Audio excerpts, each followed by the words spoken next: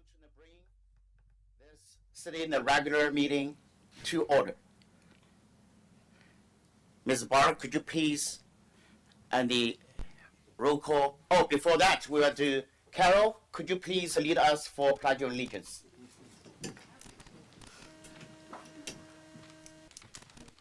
Our Pledge of Allegiance. Right. Of the United States of America and to the republic for which it stands, one nation, under God, indivisible, with liberty and justice for all. Thank you. Ms. Barr, could you do roll call, please? Councilmember Felder? Here. Councilmember Lowe? Here. Councilmember Agramonte? Here. Vice Mayor Barnett? Here. Mayor Dean? Here. Thank you. All right. I want to report our closed section. Today, we started 5:15. We discussed about formal city council. We already give the direction to the city attorney already. That is our decision. Next, we would like to review our today's agenda. If any agenda to be, then change it. Move to approve. Second. I'll second. Roll call, please. Councilmember Felder? Yes. Councilmember Lowe? Aye. Councilmember Agramonte? Yes. Vice Mayor Barnett? Aye. Mayor Dean? Aye. Thank you. The motion carries unanimously. All right, let's go to agenda number 1. That is comments from the public.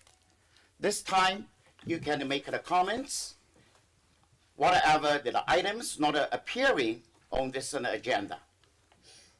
I suggest you to keep your speech 3 minutes or less. Thank you.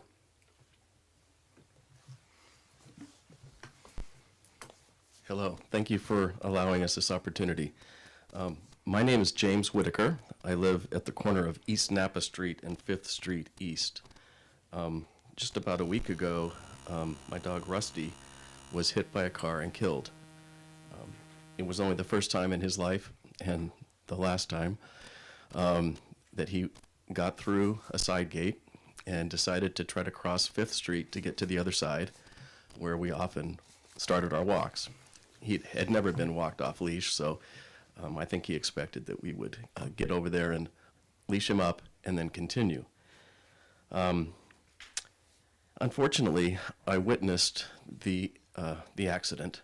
I had come through the gate to try to grab him, and I saw a car coming too fast around the corner from East Street, heading towards the plaza, and just whipped around the corner and hit him. The car did not stop to help or find out how Rusty was. I had to go out. He was bleeding, pick him up, get him in the car, and try to get him to the Arroyo Veterinary Clinic, where they told me that he had not made it. It was tragic and horrifying, and a vision I will never be able to unsee. What makes it worse is that it was probably unavoidable. Since I moved here, the neighbors have been complaining about that unsafe intersection on a regular basis, and many of those complaints have been reported to the city manager's office, the council, etc. And there's never really been an adequate response, mostly radio silence or back shuffling around. What makes that intersection so unsafe, in my opinion, is that there is not a stop sign coming on East Napa, either heading east or west at that intersection. And as you probably know, a lot of people from the community use 5th Street to head south on their way to Napa or on their way to the East Bay. So it's a lot of traffic there. Always a lot of traffic on East Napa, but a lot of traffic on 5th Street as well. There's no way to stop or slow down the traffic, and that's really my number one concern. I would also like to say that I believe that big commercial trucks are not allowed in that section of the city, and yet they're on that street bombing down all the time, and there's almost never a police car in sight and no enforcement. Anything you can do to help, I would appreciate. Thank you. Thank you. I'm Brian Sheehan. I live across from James and Peter at 502 5th Street East. Excuse me? Close to Oh, the sorry. mic, please. I'm Brian Sheehan. I live at 502 5th Street East, across from James and Peter. And same kind of situation where, walking our dog and the cars are just kind of whipping around that corner. And, it's morning, noon, and night. We at sunset, we actually carry a little hiking flashlight with us just to kind of flag the cars down so that they, kind of slow down a little bit. It's supposed to be 25, but typically, it's I would say it's between 40 and 50 miles an hour right there. And they're trying to do a no brake turn coming onto 5th Street. So I do think there needs to be a traffic study or stop sign or something just to figure out what could be done. And I think, that street is kind of besides Broadway, it's an entrance to the city of Sonoma. So I think, looking at 8th, 7th, 6th, kind of 5th, sort of, figuring out how to kind of control traffic and slow things down and also make it a welcome point to Sonoma, I think would be appreciated. Okay. Thank you.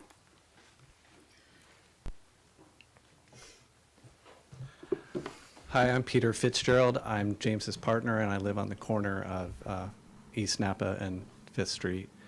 And I was not there to witness Rusty's death. I was out of town, but when I heard it, as shocked as I was, I can't say I was surprised. We've lived there for over 2 years, and you are, in Rusty's case, he took his life in his hands trying to cross that road. And most of us are on high alert, as Brian said, when we try and cross that road. I'm not going to repeat what you've heard. I did want to refer you to information that I've provided to you on the history of trying to address safety at this intersection. And also you'll see there at the bottom, there's a little picture of Rusty. He was a 2-year-old dog and isn't going to make it past that.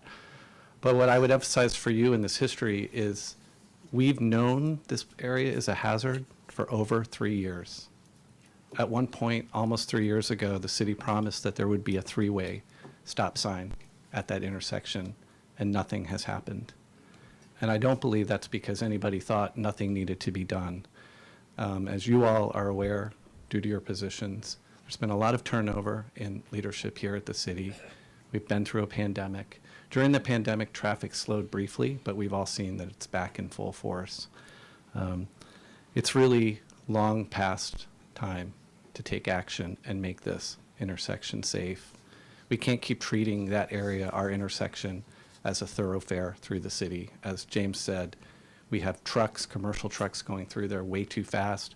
We have people on their way trying to get from one point to another going through there way too fast, and there is nothing that is stopping them from going too fast. And it's, in this case, it was Rusty, as I think you'll hear from others. He's not the first dog to be hit. He's not the first dog to die.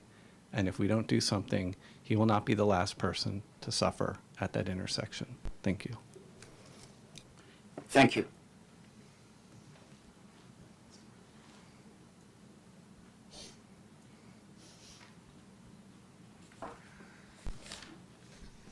I'm Mike Myatt, and I live next to Peter and James and across the street from Bruce, Brian.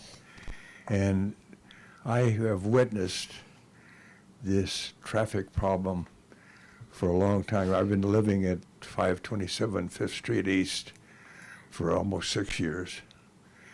And I was with Greg when he was making his, Greg Brennan appeal to the city to put up a stop sign. He would not, he's not here tonight because he's in Hawaii. He hadn't planned to be at the city council meeting. So he would, but I'm trying to represent him because he put together a lot of work and trying to tell the people, the leadership of this city, that we need a stop sign there. People leave 4th Street East heading east. And the time they get to the 5th Street, they'll be going 60 miles an hour. I'm not kidding you. And some of them turned. I bought a radar gun to check it out, and I have seen them go 50 miles an hour before they get to my house, and it's 50 meters from my house to the corner. And it's nothing will, no painting, nothing will stop it except stop signs. You could maybe want to get a policeman to enforce it for the trucks and all that, but you can't afford a policeman there to be a traffic cop. You've got to do something, and I appeal for you to do it. Thank you. Thank you, Michael.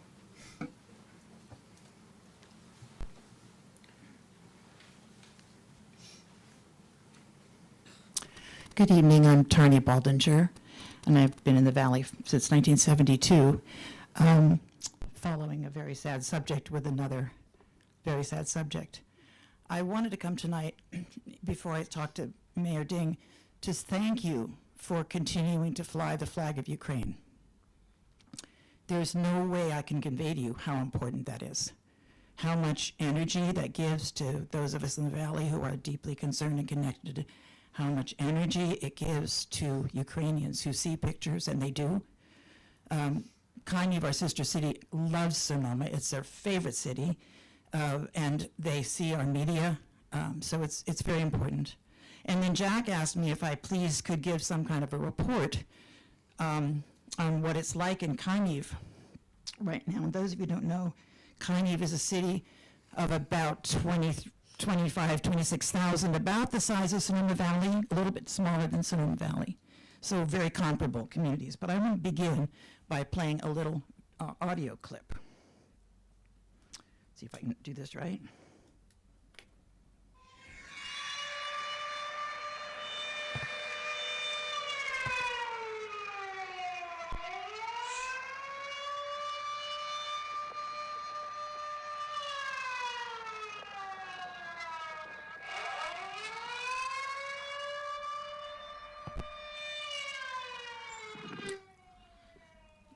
This goes on continuously for 2 to 3 hours, several times a day.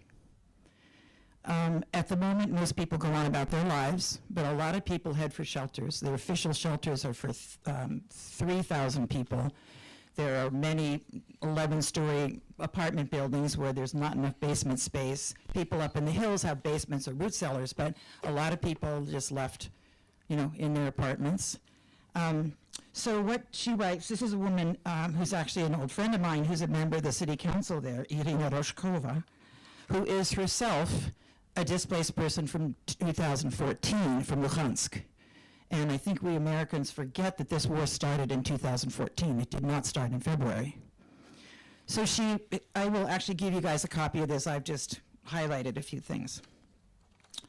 She says, the Kyiv community, thank God, is not in the zone of shelling, but planes and missiles fly through us all the time. So almost all the time there is an air alarm in the city.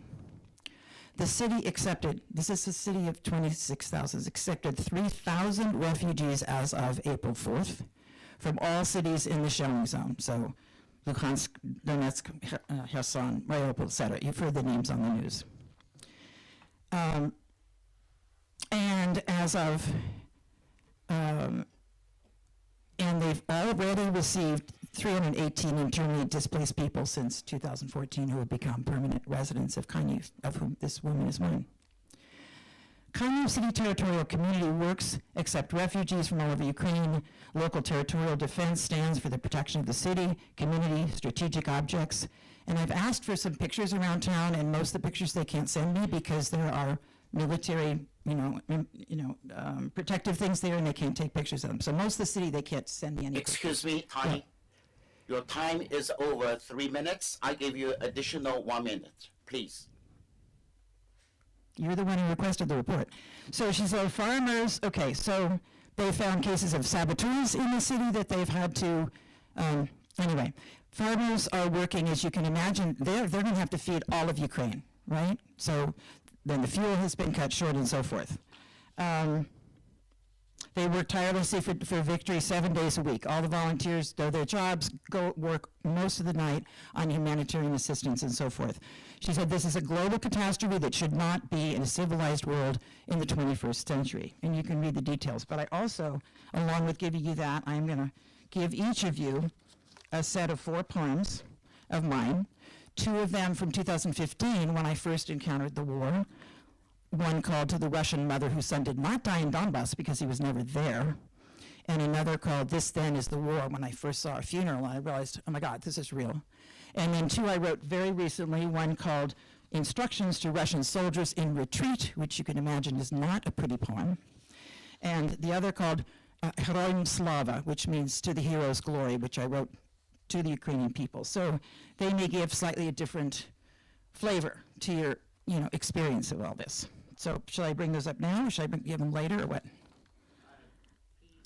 Pass to other staff. Gotcha. Okay. Thank you. Yeah. I was going to bring you flags, but I ran out of time. Much.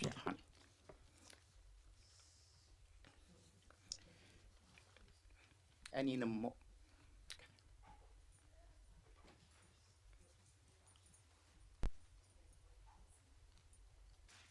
Don't start my clock yet. My name is Armando Zimmerman. I live on West Spain Street between 2nd and 3rd. I want to hear that say that I'm here to represent myself and several of my neighbors. I'm sorry to hear about the accident with the dog and everything else. Unfortunately, our neighbor last fall was seriously injured crossing into the Vallejo driveway, and his dog was killed, and he was seriously injured too. So I just a lot of sadness here. But anyway, West Spain Street, especially from 5th to the Plaza, is a high traffic volume street, and basically for some, it's a speedway, and there's little or no enforcement of the speed limit. The road surface is crumbling between 2nd and 3rd. I don't think it can be slurry sealed or anything at this point. It makes the traffic even louder because you've got trucks, trailers, commercial vehicles, et cetera, people going too fast. Makes it a very loud road. Often, if my car's on the street, it's not safe to open my door. I have to hide behind my car. If I'm coming in or out of my driveway, it's unsafe. And it just goes on. But anyway, we're planning to ask the city formally. We're going to write something up. I'm just bringing this up as a prelude. We want to ask for a speed table or a stop sign or a pedestrian-controlled crossing signal at 3rd Street at the Vallejo driveway. We also are asking that red curbs be painted at that intersection, because without those red curbs, cars park all the way to the pedestrian crossing, and basically the lines of sight are bad for the pedestrians and the drivers, whichever way they're going.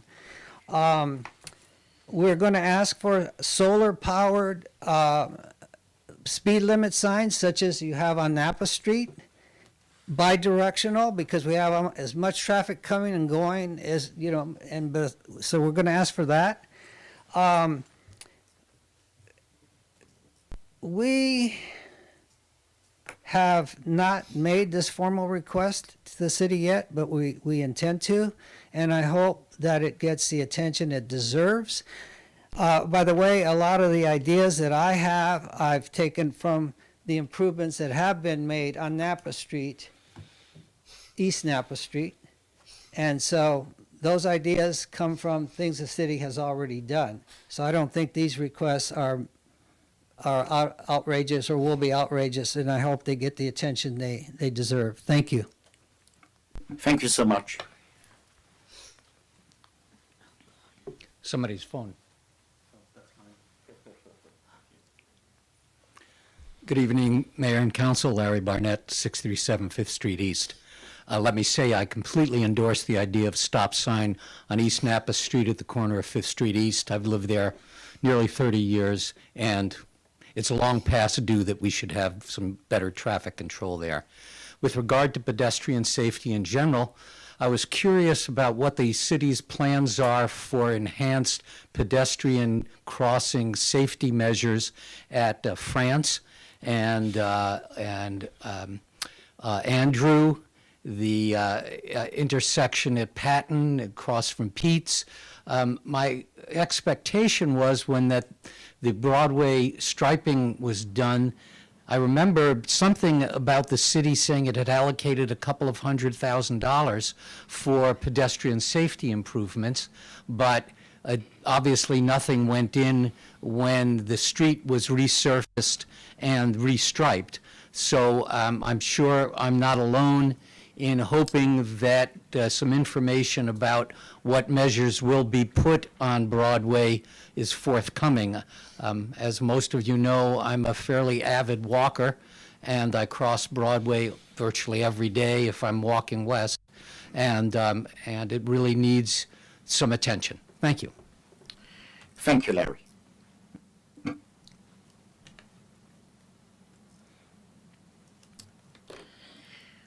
Any more public comments?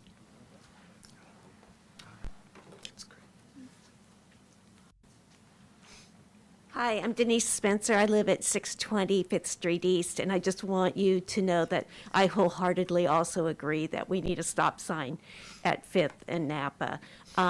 Even when I don't have my dog, doing the crosswalk there feels really dangerous, just alone. I always have to look behind me to make sure somebody isn't coming around too fast. So I really look forward to having that be a safer intersection for me and my neighbors and our little furry ones as well. Thank you. Thank you, Denise. Any more public comments? Looks like none. Thank you, everyone, for your public comments.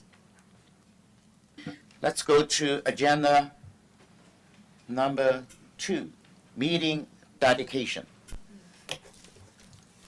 Thank you, Mayor. I would like to dedicate this meeting this evening to Dr. John E. Emery.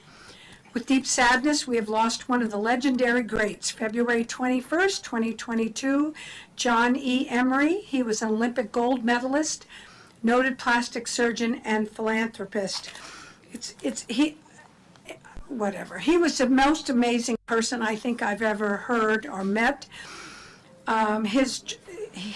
He's traveled all over the world. When his brother called saying, I have a new sport for us, come to St. Moritz now, and he left the next day. This was the beginning of the bobsleigh sport in Canada. They put together a 4-man team to compete in the 1964 Innsbruck Olympics. As newbies to the sport, their talent surprised everyone when they actually won the coveted gold medal for that event. He ran with the bulls in Pamplona. I've only know a few people that have done that. Great marathon runner. In 1967, John would become one of the most influential plastic surgeons of his time, opening his own suite, which included a surgery center, which is something that was a model for other surgeons. And he, of course, married his wife, Deborah. He met her in 1968. They were married in 81. He had 2 children before that, Allison and Tamara. Their son, with Deborah, their son John E. Emery II was born in 83. In 2008, after 45 years, John retired from his position in practice and at that time moved to Sonoma. John has a blessed family life. Besides his 4 children, he is survived by his brother Victor Emery, his son and daughter-in-law Tim Mock and Jamie Emery, his grands Mackenzie and Madison Mock, Johnny Emery III, Brent Emery, and several nieces and nephews. I'll tell you, it says here, a close friend said, this guy packed more into one lifetime than most could in multiple lifetimes. Thank you. I'm dedicating this to Dr. John E. Emery. Thank you. Yes. Thank you, Mayor Ding. I'm really honored to be able to dedicate this meeting to two people who are very special in my life and into the lives and touched many around them, their families. The first is Papa Ray Carlamagno, who is the father of Luann Carlamagno, our former superintendent of schools and former colleague of mine at Sonoma High School. And it was such a touching service. The priest mentioned that when he was going to give Papa Ray his last rites, that he had to turn down Happy Lane and realized that Happy Lane was an appropriate name for that particular street and that particular person who was always so incredibly happy. And he just lived his life with so much love. You could just feel it in that room, and the way his grandchildren and extended family, it was just really touching. And I just want to say that is certainly a life well lived, because it was a life well loved. And I want to be I'm so honored to be able to say something nice about Ray Carlamagno. I was also saddened to learn that a former colleague of mine, Steve Larimore, passed away. And Steve Larimore was an institution at Altamira Middle School. I required every single one of my children to absolutely go to his class, and they learned history.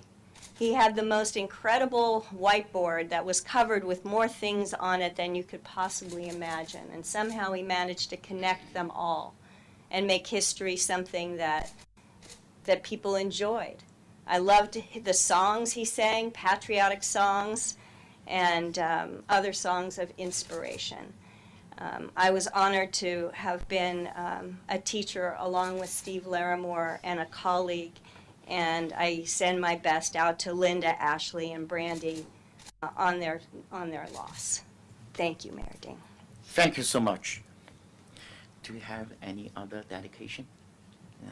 No? Okay. Thank you. Thank you, everyone. Let's move to another agenda item, that is item 3, presentation. 3.1, presentation by Deputy Finance Director Garcia.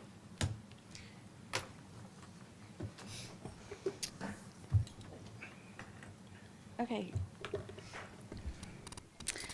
Good evening, Mayor and council members. I am Liz Garcia, the city's Deputy Finance Director.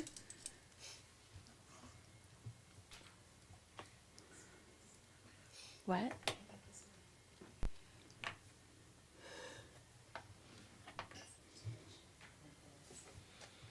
Should I sit over there? Would it be better? Okay. Okay.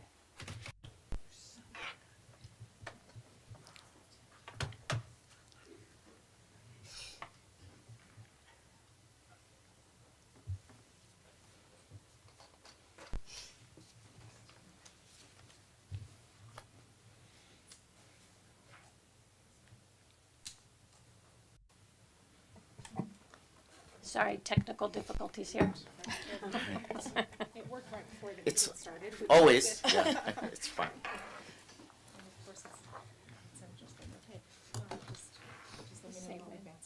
Okay.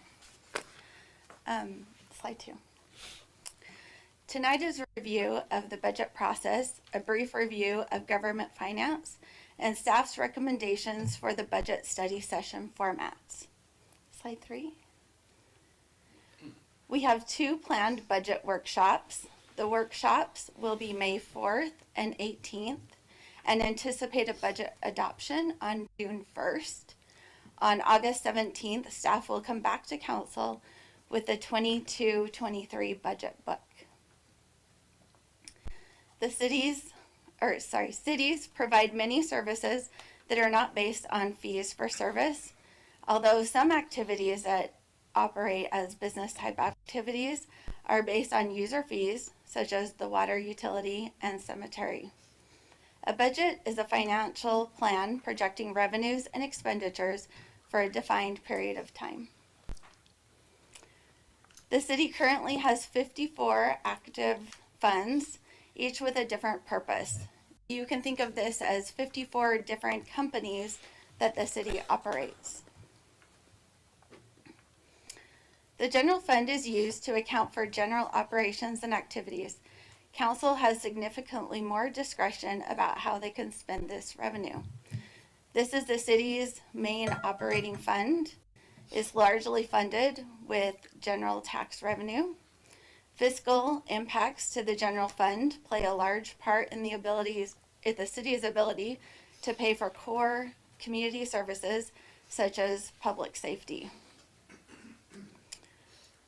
The city has two main types of proprietary funds: enterprise funds and internal service funds. Proprietary funds can only charge customers the cost that the city incurs. The city cannot make a profit on these services.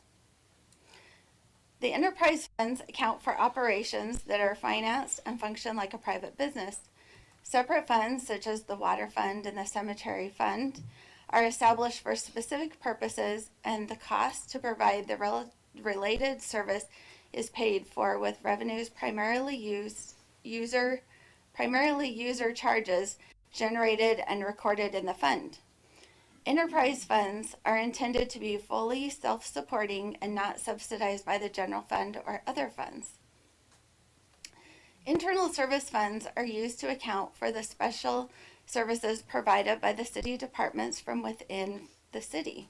Services are paid by other funds through transfers for the calculated service or replacement fees. The city uses funds to develop reserves for large purchases, such as vehicles or large building maintenance projects. This avoids large fluctuations due to large asset purchases or significant repairs. The city has 3 internal service funds. We have the Management Information Service Fund, which is IT and software related, the Vehicle Replacement Fund, and the Long-Term Building Maintenance Fund. Special revenue funds are used to account for revenues that are legally restricted for specifically identified purposes. Some examples of these are gas tax fund, where the revenue received can only be used for the maintenance of streets, street lighting, signals, and markings. Road maintenance, SB1, that one accounts for funds received by the state of California to be used by road maintenance and rehabilitation. And the Parks Measure M Fund, where funds received from a countywide 1/8 cent sales tax designated to be used for the park maintenance and capital projects.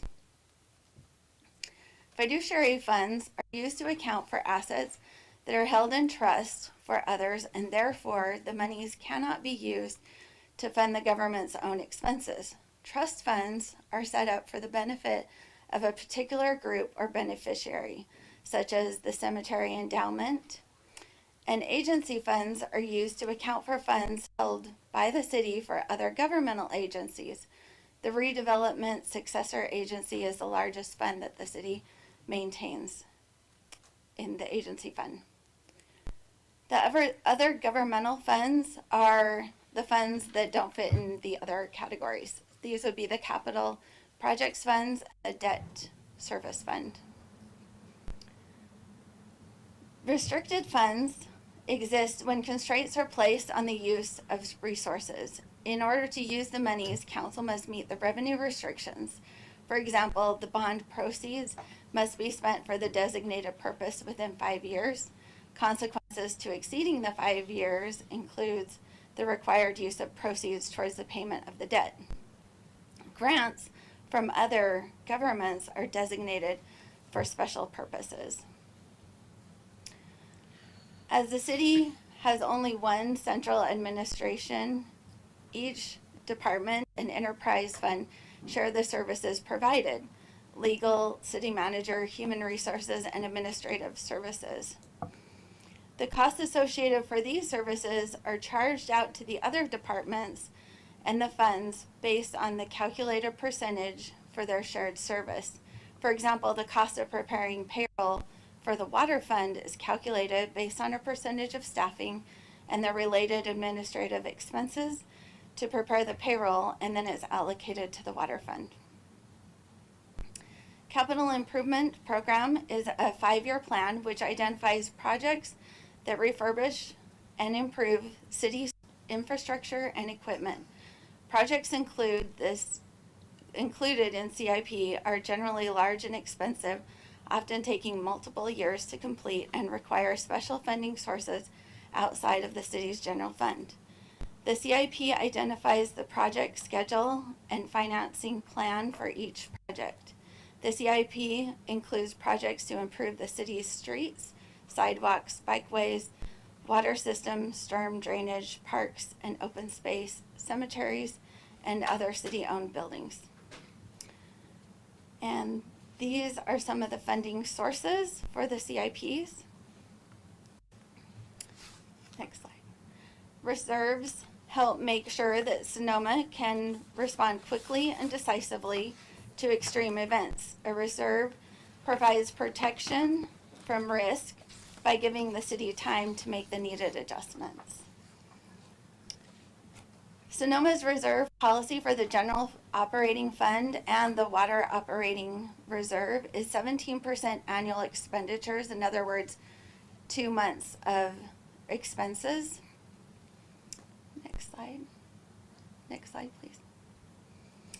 Staff is proposing a different format for the 22-23 budget study sessions and adoption process. Rather than preparing the budget book ahead of council's approval, staff will prepare revenue projections, schedules, and budget recommendations and for revenue sources and expense categories in the same format that's detailed in the budget books. Staff will bring schedules split out by category detailing the prior 2 years' actual revenue and expense, as well as last year's budget and the staff proposed budget.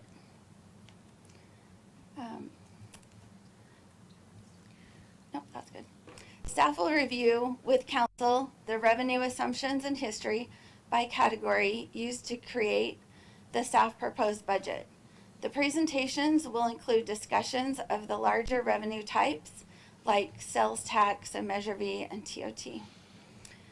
Department heads will be at the council budget study sessions to present their department's 21-22 accomplishments and the fiscal year 22-23 goals and the proposed budget. A capital improvement program discussion will include a summary by project, a year-to-date activity, updated projections, and detailed spreadsheets on projects that council has not previously approved. So what's next? So the workshops will be on May 4th and May 18th. If another study session is needed, we've got that scheduled for May 25th. Anticipated budget adoption is on June 1st. And on August 17th, staff will come back to council with the 22-23 budget book. This concludes staff's presentation. Are there any questions? Yeah, I have a question. Historically, we've always had the budget book in May and June as we analyze the budget and ultimately approve it. What's the rationale for not providing one? Because last year, I mean, if you prepare the whole binder, you've got the table of contents, you've got 100 or how many pages you have, and then council makes a change in the budget, or they want something additional, something less, whatever, then we have to go back and change every single page in the budget binder. And so this way, it happened last year at the last budget hearing. Several items were added to the budget book, and one of them was a salary allocation, and so it changed every department's budget because the way the allocations are spread out. So we had to go back and change the whole budget binder in order. Every page had to be changed. So this way, if we bring all the documentation prior to when the budget book is prepared, then this way, it'll be all the same information that's in the budget book. You'll have all the department budgets, you'll have the, entire revenue and expense budgets, all the detail. But by preparing the book after the last budget hearing or after everything is approved, then we can make sure all the changes are in the budget book and we don't have to redo it. Okay, I just always viewed the book as something that we sort of worked on together, and then once it's approved, Right. at that point, why would we need the book? Right, so, well, I think the budget binder is a really important piece of the budget.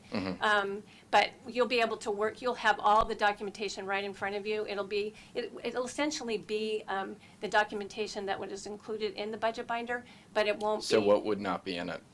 You're not gonna have a table of contents, you're not gonna have all the different. The narrative? The narrative will be there. Okay. Yeah, we'll have the city manager narrative, we'll have the revenue narrative. It's just not gonna include, there's a lot of things that go into that budget binder besides what's, the detail of the actual budget numbers. There's the table of contents, there's the glossary, but there's also, every page is numbered, so, and then there's schedules for each particular department. And then the table of contents refers to those departments. It just becomes, it was, all the years I've been here, we've always had to go back and change the entire budget book after the budget was approved, so. Okay. Thank you. Questions? I have a question regarding, just a second. Capital improvement project, that would be separate or? Yeah, and Okay. we're actually going to do the Public Works and Capital Improvement budget study session separate, because what happens is they, after we've done the general fund, there's a lot of conversation on the general fund, and they tend to get bypassed a little bit, so we want that to be a separate study budget session. Okay. So. That are possibly in the August or No, June or no, that'll be in May. in the May? Yeah. Okay. Yeah, so All you'll right. have the two budget study sessions, one for the general fund and then one for Public Works and CIP. All right. Okay, and then we can have a third one if there's still questions, so. Thank you so much. And if no any in the comments, I will open to public. Okay. Larry, it's your turn. Thank you, Larry Barnett again. It sounds like a pretty rigorous process, and I wish you luck. From the public's standpoint, what I would like to see available as information is some of the following. The transfers line in the city financial figures, as it's presented, for example, later on tonight in the agenda, is just a single number. And I'm hoping in the budget process that transfer information will be broken out into the specific components that comprise what the transfers include. I'm also concerned about a focus on the enterprise funds. In the presentation that was made, it was clearly stated that the enterprise funds operate essentially as standalone businesses, which are entitled to charge based only on the cost of the delivery of the service. In the case of the water fund, it would be the cost of the water and the maintenance of the infrastructure and the labor associated with maintaining the service. I would like to see what percentage of the general fund budget and other fund budgets are being allocated to the water fund. I know in the past, the city manager's budget, if I recall correctly, was allocated as much as 40% of the city manager's budget was allocated to the water fund. I may be wrong, but that's my recollection, which seems extraordinarily high to me. I very much doubt the city manager spends 40% of his or her time managing the water enterprise fund. The point is also that the enterprise fund, the water enterprise fund in particular, the last budget round with the auditor had to recognize the $500,000 debt to the general fund, and I haven't seen anything about a repayment schedule or been able to identify any numbers in the financial materials that are passed out to the council that shows a repayment of that general fund money. I think actually that the ratepayers are the ones who should get that $500,000 from the water fund, which the city has acknowledged was incorrectly transferred. As it pertains to the cemetery fund, going all the way back to when I was on the council, the cemetery generally was subsidized by the general fund to the tune of $70,000 to $100,000 a year. I believe when the auditors look at the cemetery fund and its relationship to the general fund, it's going to tell you that the cemetery fund is likely to not have the capacity to repay what is probably $500,000 of indebtedness to the general fund at this point in time, and therefore they will have you write it off as they did the council previously when I served on it. So these kind of details are things that I'd be looking for and hope that they would be included in the budget review. Thank you.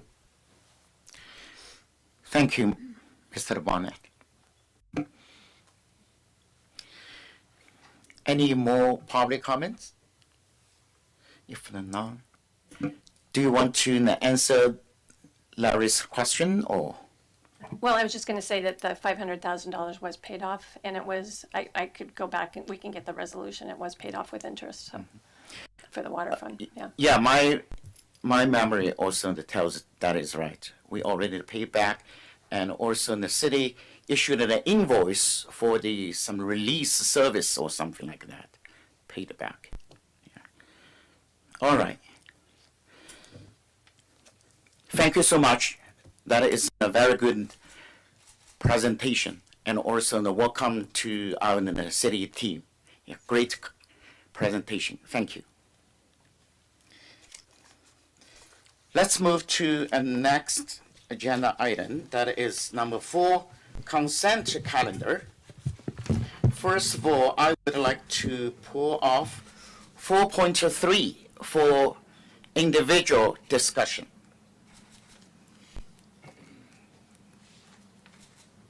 Any other item agenda need to change or move? If not, all right, we can take a motion. We pull out. I move that we approve the consent calendar with the exception of item 4.3. Second? Second? Roll call, please. Mayor Ding and council, you didn't do public Oh, comment? public comments, yeah. I'm so sorry. So right now it's for public comments for that is consent agenda. If you have any item you want to put out for individual discussion, right now it's your time. Today we have the 6 items. All right. So if the yeah, let's try to get a roll call, please. Just to reiterate, the first was Vice Mayor Barnett and the second was by Councilmember Councilor Agramonte. Thank you. Councilmember Felder? Aye. Councilmember Lowe? Aye. Councilmember Agramonte? Aye. Vice Mayor Barnett? Aye. Mayor Ding? Aye. Thank you. The motion carries unanimously. All right. So let's discuss about agenda number 4.3, consideration, discussion, and a possible action to accept in the City of the Sonoma Housing Element 2021 annual progress report and direct staff to distribute California Department of Housing and Community Development and Governor's Office of the Planning and the Research. I believe that is the. All right. Thank you, Christine. Hi, thank you so much. Let me see if this works first. Yay! Well, for once, I'm here to share some really good news with the council, not going over boring zoning code amendments, which we will do later on tonight. But as part of the city's responsibilities, we're required to submit an annual report to the state, documenting our progress on our housing element implementation. This is submitted every year on April 1st. And this slide shows the progress that we've made to date. So we have 2 years left in our housing element cycle. And at this point, we have met or exceeded the housing production in every single category. So for our very low income, we have met our requirement of 24 units. For our low income, we have exceeded our allocation of 23 units with 35 units. That's 152% of what we've been required to provide by the state. For moderate income units, and a lot of these are our accessory dwelling units, as well as deed restricted units that are implemented through our inclusionary housing program. And we have exceeded this with 41 units, where 27 were required, and that's 152%. So overall, the city of Sonoma is in excellent shape as far as our housing report goes. In general, these few bullets summarize what programs the city implements as far as the implementing the housing element. So we permit new housing units through the building permit process. The planning department processes housing development applications. We have processed numerous zoning code amendments to streamline housing and to support affordable housing. And on an ongoing basis, we implement the city's affordable housing program. And we've also initiated our 6-cycle housing element process. So to summarize this one, we issued this year 108 certificates of occupancy for 40 units of very low income housing, 10 units of low income housing, and 5 units of moderate income housing, as well as 15 accessory dwelling units. So for our teeny tiny little city, 108 housing units, that's 108 families that have moved into affordable housing. And our current program has approximately 399 units, our affordable housing program. And so to add 108 units total citywide, that's a huge accomplishment. The major planning applications that the city has been working on have been the Hummingbird Cottages on 5th Street West. Sweetwater Spectrum added a new duplex to support adults with autism. The Montaldo Apartments are on, oh, sorry, that got a little mixed up. Montaldo Apartments are on Highway 12. We also have the SB 35 application for 1st Street East that has been in process, and a small mixed-use project at Jack's Diner. And I'd just like to take a moment to acknowledge the hard work of our zoning code ad hoc. So a huge thank you to council members Barnett and Felder. Over the last year, City Council has approved 7 zoning code amendments. That's a total of 25 public hearings in a year.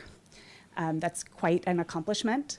We approved a new accessory dwelling unit ordinance, cleaned up our site coverage and planning area standards, amended our appeal fees, and most notably, the City Council passed the most restrictive inclusionary housing ordinance in the state that I'm aware of. We're getting calls from all over the state for information on what we did and how we did it. And so when the City of Los Angeles and City of Santa Barbara city attorneys are calling us looking for a direction on affordable housing, I take that as a big win. So we also passed our SB 9 urgency ordinance and a timeshare ordinance. As I mentioned briefly, our affordable housing program is about 400 units citywide. And the most notable accomplishment this year for that is that we've engaged Rise Housing. So over the years, our program has grown and grown, and we're bringing somebody in from the outside who's an expert to do 100% compliance on all of our units to make sure that the people who really need it are getting the benefit of those units. And my colleague Wendy Atkins has been hard at work on the housing element. And during this year, we selected our housing consultant and had some joint sessions with City Council, Planning Commission, and Design Review. And this will really be getting kicked off in 2022, but we definitely got a good start on that.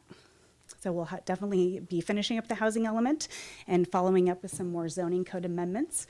Coming soon before City Council will be multifamily objective design standards, regular SB 9 ordinance, and a regular timeshare ordinance. We're also working on a reorganization of our zoning code to try to make it as easy as possible for developers to navigate our process.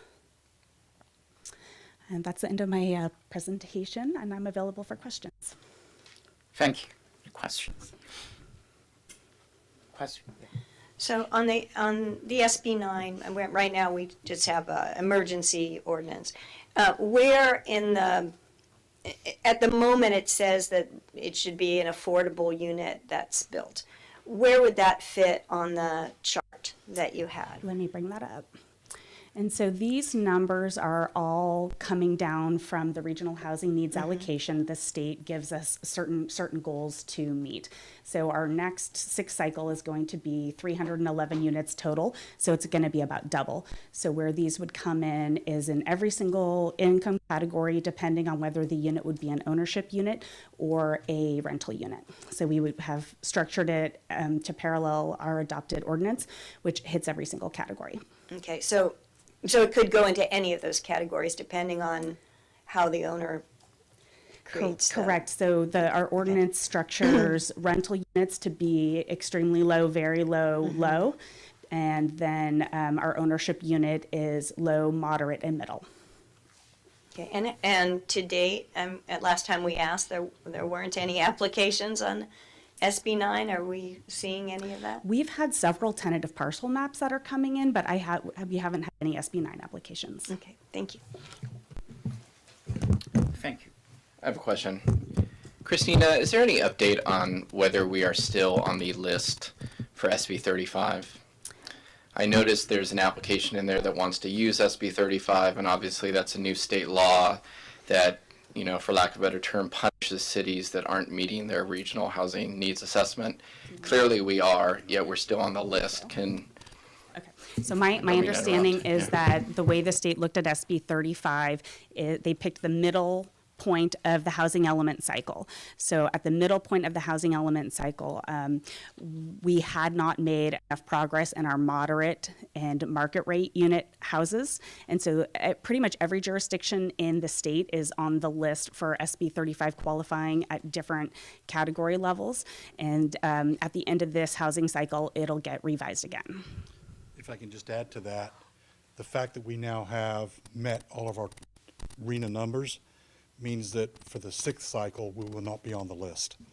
And they will do a readjustment midway through the 6th cycle. What's the gap, what's the distance between 2023 and 2031? Somewhere in there, do the math. That's when they'll reevaluate to see if we're compliant with that. So we're on the list. So when do we come off the list? As soon as we get the 6th cycle in place, they'll do an evaluation to take us off the list. Taking us off the list is a done deal because we've met our numbers already. So is that in next year or? As soon as we adopt our new element, yeah. So 2023? Yeah. Okay. And that building permits translates to that list, correct? Yes. Because I believe we had already approved enough, but since they hadn't started the project or hadn't applied for building permits. So what counts for this process is when building permits are issued. Correct. And if you look at what the city of Sonoma approves over time, it's very cyclical. So some years we'll approve a lot, sometimes we won't approve very many because we're so small. The projects aren't turning over as consistently as with a larger city. So for example, the data that I presented was how many certificates of occupancy we, which was 108. Well, we approved 6 ADUs. So what we get credit for this year is 6 ADUs. And so it just, you know, some years we have a lot and some years we have a little. What we had going through the past few years were several large projects. So we're getting these numbers from the Alta Madrona project, from the Oliva Apartments, and from the Mockingbird. So we've gotten a big bump from those projects. Yeah, I just wanted to make the point that at the halfway point of that cycle, we had approved enough units to not be on that list. But Correct. because they go by building permits and because there's obviously a gap there, we're on the list. And so Correct. I think there's a, you know, Yeah, as an far as oversight in this law. As far as the planning process, the city had approved the projects to meet our RENA numbers. There was a delay with Saha obtaining their grant funding, and so Right. that 1-year delay is what caused those units to be counted for 2019 and not for 2018. And the law is designed to punish cities that aren't producing housing, and we approved all the units to not be on that list. I just wanted to make that point. Any other questions? I think this is a question. Okay. All right. All right.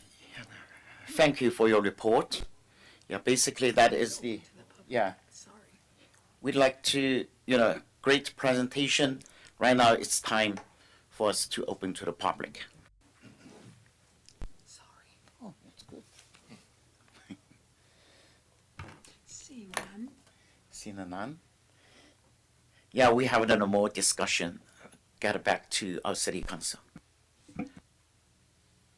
Basically, this is the very comprehensive report for our in the past years, housing efforts made by our in the city government.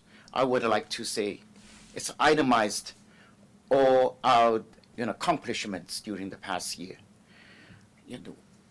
We look at the numbers or meet requirement, even exceed those kind of requirements. It's just like Christina said, it's a small town, but we're not doing fine. I think in this item we should have a motion, right? I'll move adoption.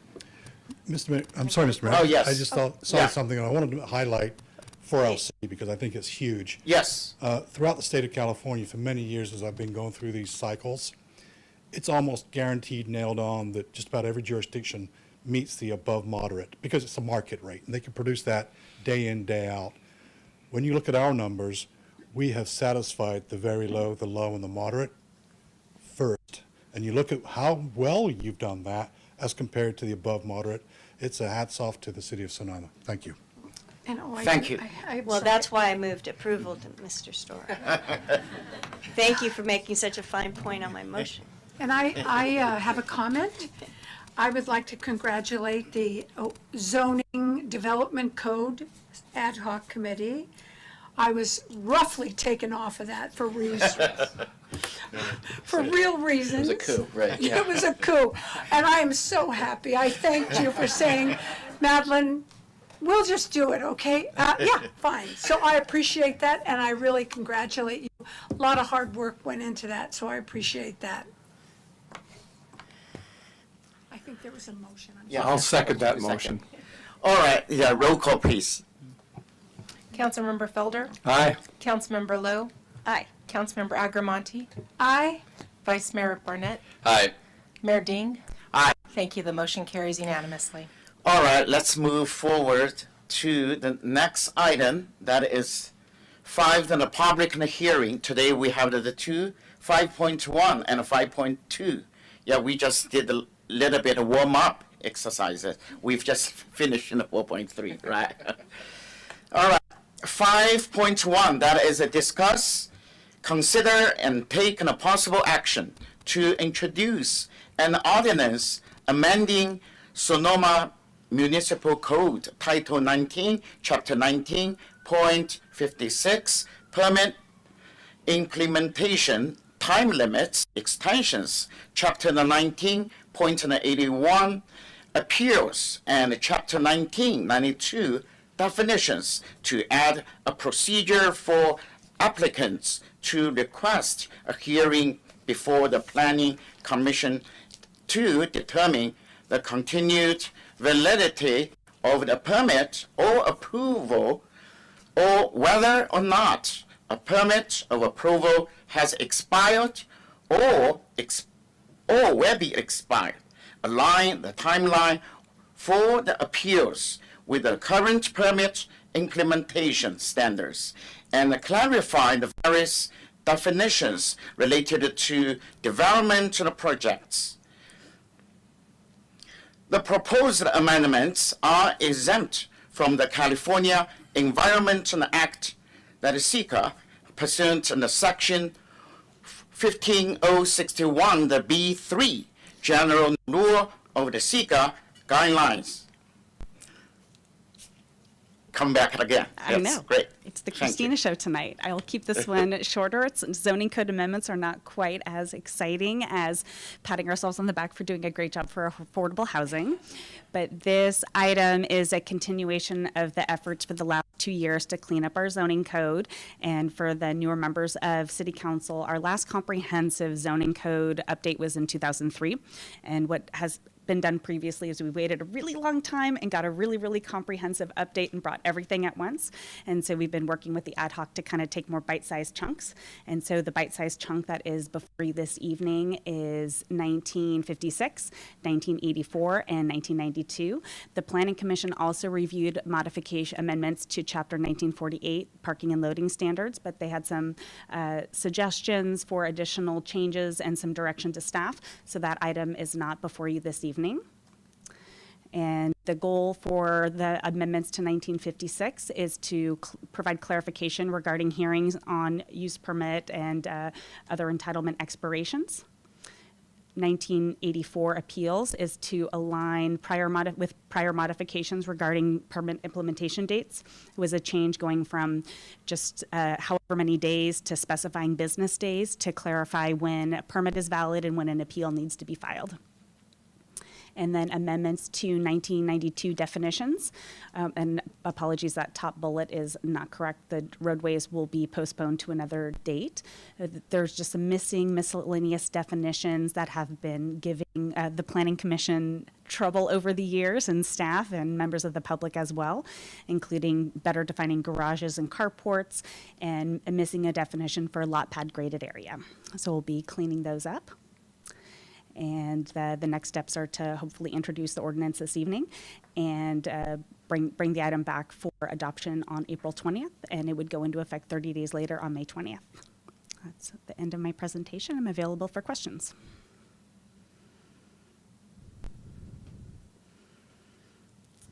Coding expert, yeah. All right, experts. Well, in Yeah, honor of yeah. these two gentlemen, Mr. Mayor, Yes. I read everything. Yeah. And I marked everything up, and now I totally understand it, and I really appreciate, this is hard work, so I appreciate your being so committed to this. Thank you so much, Councilmember Felder and Vice Mayor. I would do the same thing. I appreciate you. And not only just the technical, and also you should have the passion and your love to our inner city. Because in each in the code, we are preparing that in some way we're going to shape our in the future. Appreciate it. Thank you. All right, let's open to the public.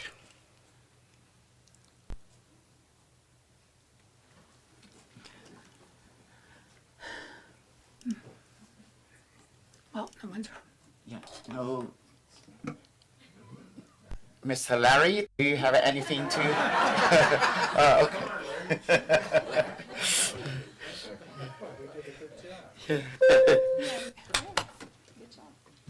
Seeing no one rise.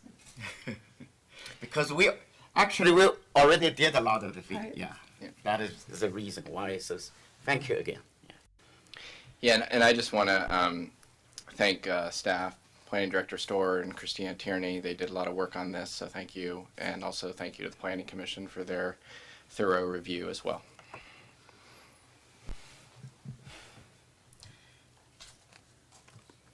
All right, so we need to take a motion, right?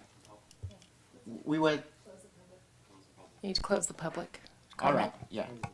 If there are no more public comments, I want to close it. I want to bring it back to take a motion. I'll make a motion to introduce the ordinance amending the Sonoma Municipal Code, Title 19, Chapter 1956, Section, well, we don't have to go through it, Chapter 1984 and Chapter 1992. Who's second? Oh, I'll wait for Vice Mayor. Would you like to second? Yeah, you. I second. Yes. Roll call, please. Councilmember Felder, Aye. Councilmember Lowe, Aye. Councilmember Agramonte, Aye. Vice Mayor Barnett, Aye. Mayor Dean. Aye. Thank you. The motion carries unanimously. Let's move on. 5.2, discuss, consider, and take a possible action to introduce an ordinance amending the Sonoma Municipal Code, amending the Title 19, Section 19, 10.020, B3, residential component, and the Section 19, 010, 020C2 residential component to the City of the Sonoma Municipal Code. And finally, this action is exempt from the further environment review under the general rule in the California Environment Quality Act, SEQA, guideline section 15061B3. The SEQA only applies to projects that have the potential for causing a significant effect on the environment. Christina, again, Thank you. thank you. You're going to be sick of me. So this evening, we are here to discuss potential amendments to the Sonoma Municipal Code regarding Section 1910, which is our zones and allowable uses. And this section of the code establishes zoning districts for the entire city of Sonoma, including residential, commercial, gateway commercial, and mixed use. The commercial and mixed use zoning districts include a requirement for a residential component. Both of these districts include subjective language, which states that should normally, and also includes a waiver process. Per SB 35, the city is prohibited from applying subjective standards to housing development projects. And this issue has come up on several projects lately where the implementation by staff, applicants, and the Planning Commission has been unclear. And so the goal this evening is to come up with an ordinance that will eliminate that subjectivity. So this is the existing language in our code. So I'll read first the commercial zoning district. So residential component. In applications for new development on properties of 1/2 acre in size or larger, for which a discretionary permit is required, a residential component is required. That's very clear, unless waived by the Planning Commission. A residential component should normally comprise at least 50% of the total proposed building area.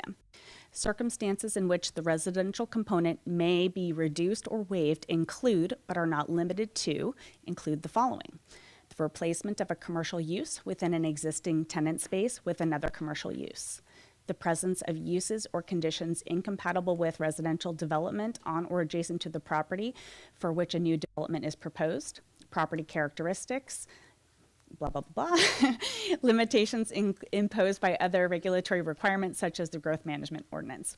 And the language is very similar for mixed use, except it doesn't have the 1/2 acre size requirement. So staff has been through quite a bit of work on this since last year. Staff drafted proposed amendments in conjunction with the city attorney's office. Those amendments were reviewed by the ad hoc committee in January of 2020. The revisions were brought forth to the Planning Commission in February of 2022, and the proposed language eliminated the subjectivity and also expanded options for both commercial and mixed use zones for not a waiver per se. It was basically a residential plan, which we'll go into in a little bit more detail later.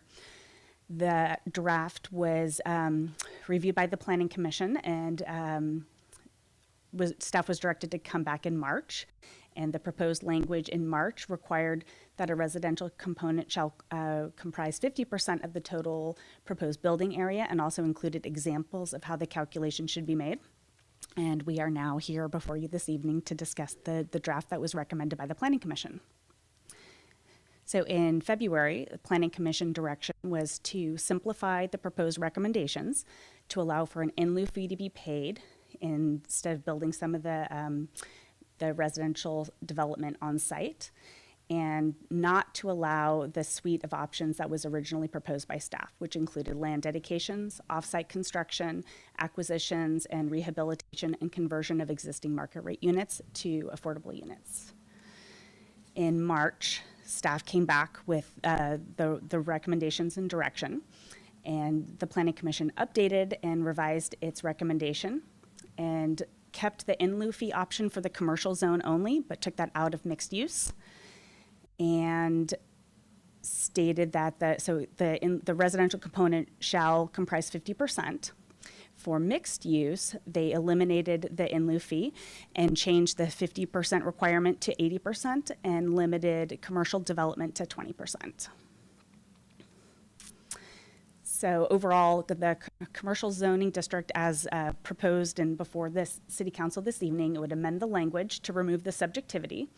It does add example calculations. It removes the ability of the planning commission or city council to waive or reduce the requirements for a residential component on a project by project basis. It removes the commercial component waiver process. It allows the in lieu fee in commercial.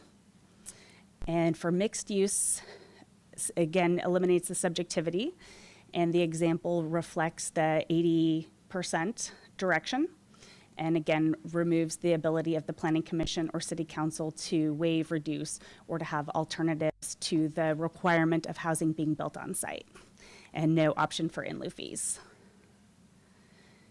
So that's a very wordy way of saying that I think this issue has been looked at good and hard, and what we're looking to the council this evening is to either adopt the ordinance as written, and should the city council wish to explore some of the options that have been explored previously by staff and ad hoc, we have the options for the residential component plan on the screen this evening. I'm not going to read that whole thing. And so the next steps are for council to consider either the ordinance as drafted or to have additional discussions about some of the other alternatives that have been proposed. Concludes my presentation. Are there questions for staff? Thank you. Yeah. Yeah, I have a question, and perhaps this is best answered by our city attorney. There was a concern raised that some of the changes recommended by the Planning Commission have the effect of rezoning. Was that discussed at the Planning Commission level? And if so, how was that discussed? And is a categorical exemption through CEQA appropriate?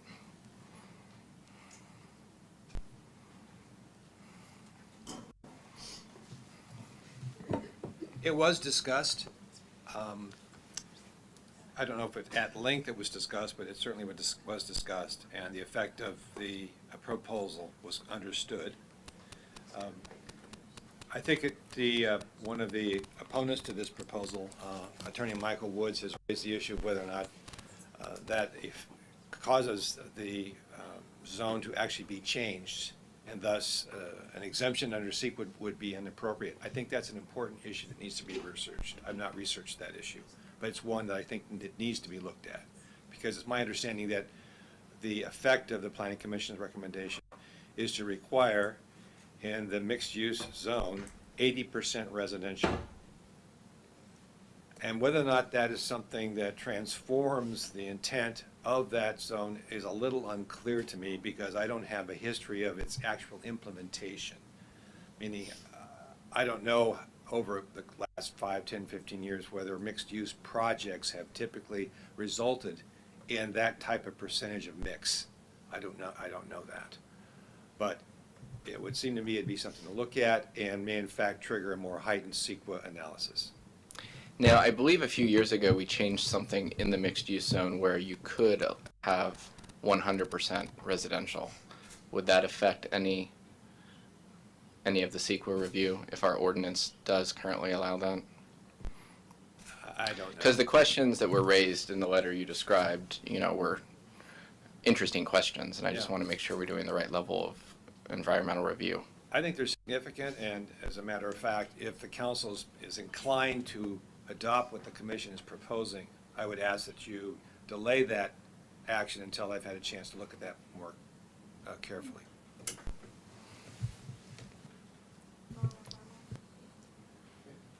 So just in looking at the proposed ordinance from staff, did you notice any significant legal concerns that we should also be aware of? This is the one that lays out the alternatives? Correct. The only concern I have is that proposal is it retains some of the old language about waiver or reducing the residential component requirement. And then it has 3 or 4 criteria that are listed under it that I think retain some of the subjectivity problems that we now know that the state planning law is condemning. If in fact the council really wants to use those as alternatives, I don't think we need to include all that language about waiver and reducing. I think there's compatibility as one of the criteria. I think we could remove those and just simply insert the alternatives, and they are what they are, whether they reduce or retain the residential component requirement. I don't know. My sense is that at least from the staff's recommendation early on, it was more of an equivalency effort rather than to reduce or waive. Now, if the council really wishes to retain the right to waive this residential component altogether, then we need to come up with some objective standards that would guide that discretion, that exercise of discretion on a going forward basis. That we don't have. Thank you. And just to follow up on that, obviously, for example, could you waive the residential requirement if the applicant was a nonprofit organization? Can you treat nonprofit organizations differently than for-profit In certain circumstances, applicants? In certain circumstances, you can. Now, I think it would make more sense to waive it based upon what the proposal is. If the nonprofit is coming forward with an all 100% affordable housing project, for example, then a waiver might be very appropriate in terms of waiving the commercial component in a mixed-use development. Yes, I think that would be something that would be supportable. If it's just because they're a nonprofit and they don't have a lot of money and gosh, we feel sorry for them, I'm not sure that would work. But, Although I think it's only for the residential component. yeah, that's true. Yeah, That's so true. obviously an affordable housing proposal would satisfy regardless. Yes, you're right about that. I think it'd be problematic to distinguish them the waiver based on the nature of the applicant.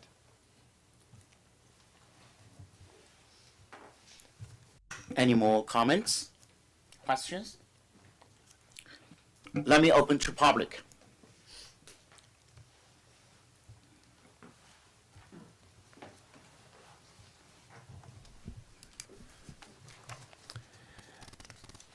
Good evening, Mayor, council members. I'm Michael Woods, an attorney and resident of Sonoma. My office is at 846 Broadway.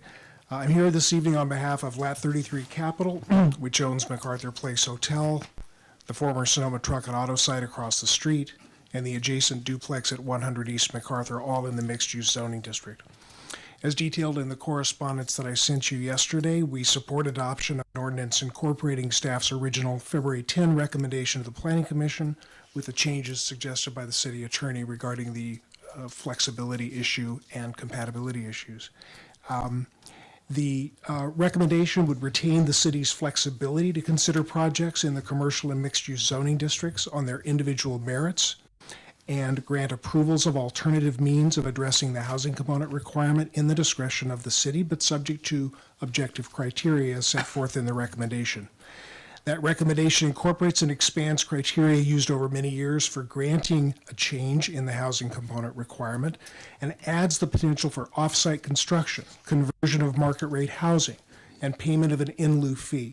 We support affordable housing. We commend the Commission and the Council for your efforts to achieve it, but we believe it can be accomplished through the recommended approach from staff and reasonable fees to create it.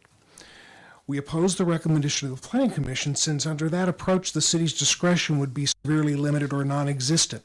At least 80% of any new development in the mixed-use district would have to be residential, and there would be no possibility of changing or satisfying that requirement even by payment of an in lieu fee. That would effectively preclude a hotel-related use at the truck and auto site, which would build on the success of MacArthur Place and add revenues to the city's general fund and housing trust fund. And any new development on commercial properties of a half acre or larger, under the Commission's recommendation, would have to include a residential component equal to the proposed commercial square footage or payment of a fee equal to the cost of constructing the residential component elsewhere. Assuming land acquisition and construction costs estimated at between $600 and $900 per square foot from estimates I've been given this week, a new commercial addition of 5,000 square feet would either have to incorporate a 5,000 square foot residential component on site or pay a fee of between $3 and $4.5 million, which is clearly prohibitive. The Commission's recommendation, in my view, is inconsistent with the city's general plan, which recognizes the availability of a satisfying the housing component in a conditional use permit proceeding, and the general plan controls over zoning, not the other way around.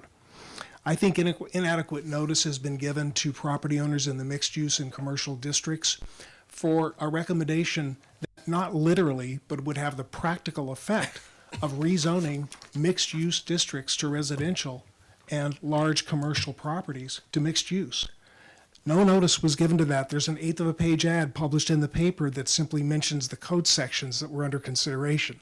So I would suggest that the commission recommendation not be accepted respectfully, and that the council adopt an ordinance that would implement the staff's original recommendation, which I understand also went through the ad hoc committee, and move forward with an ordinance in that regard. Thank you. Thank you, Michael.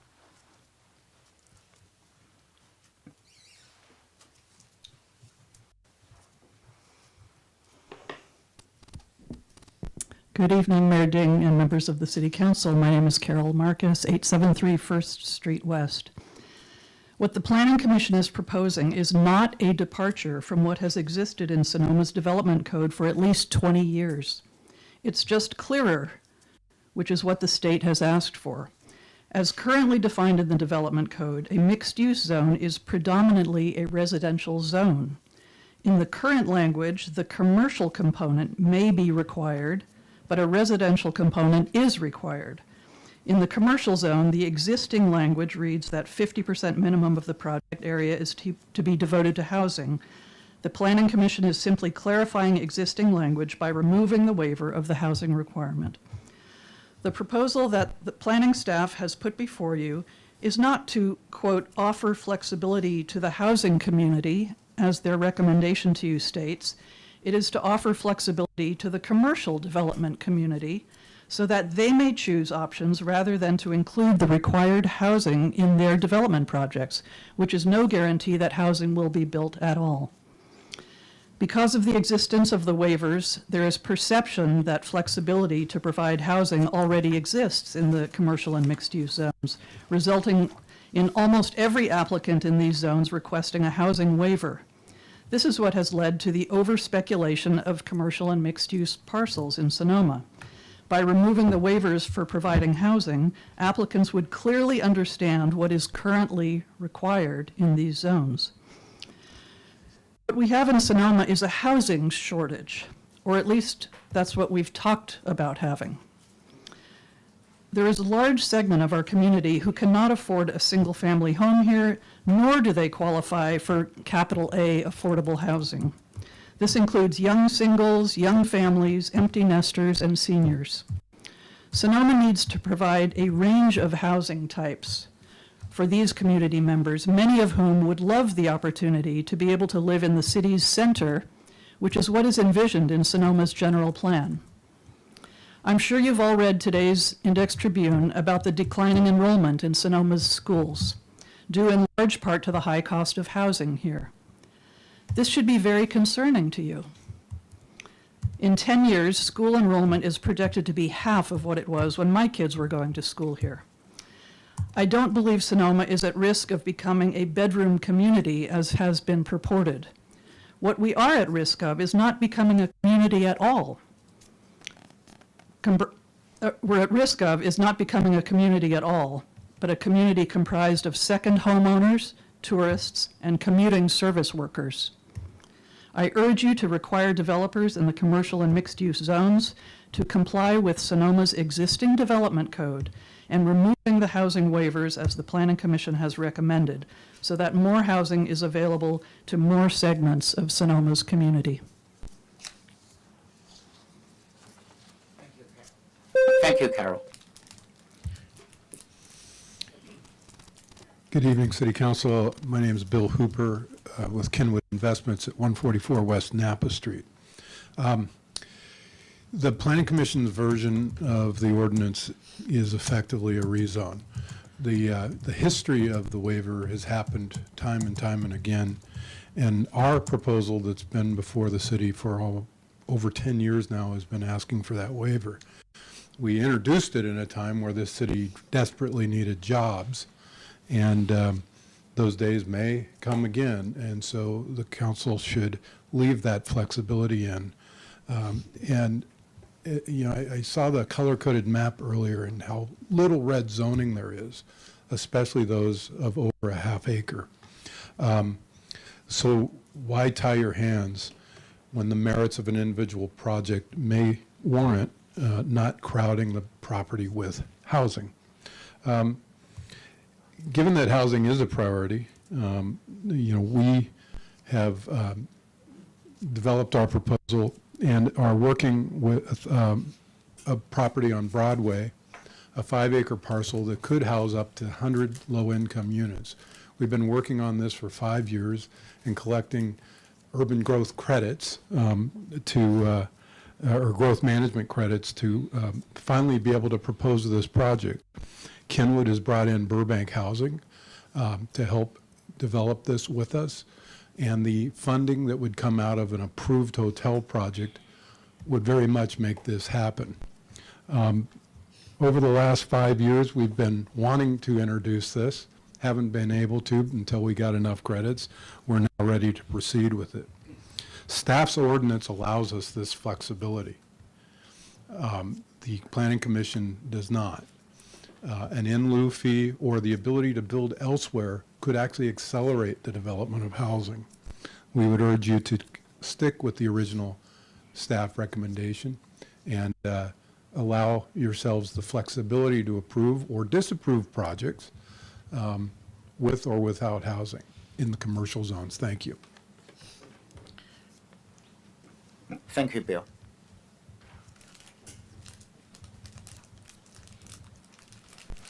Thank you for allowing me. I just want to speak. I'm Rich Wallach, Senior Director of Housing Finance and Business Development for Burbank Housing. We have been working with Kenwood, God, it's like 2 years, feels like, on this property at 20540 Broadway, and have a plan that we've been tweaking. We look forward to bringing it to you in the future. That is for at least 100 and possibly more, depending on the density bonus that would be allowed by the Plan Commission and Council for the development, and that would be predominantly affordable housing. At least 100 units of that would be at 80% or less of AMI. So that property is within the urban growth boundary, but it would have to go through an annexation process, and we look forward to that.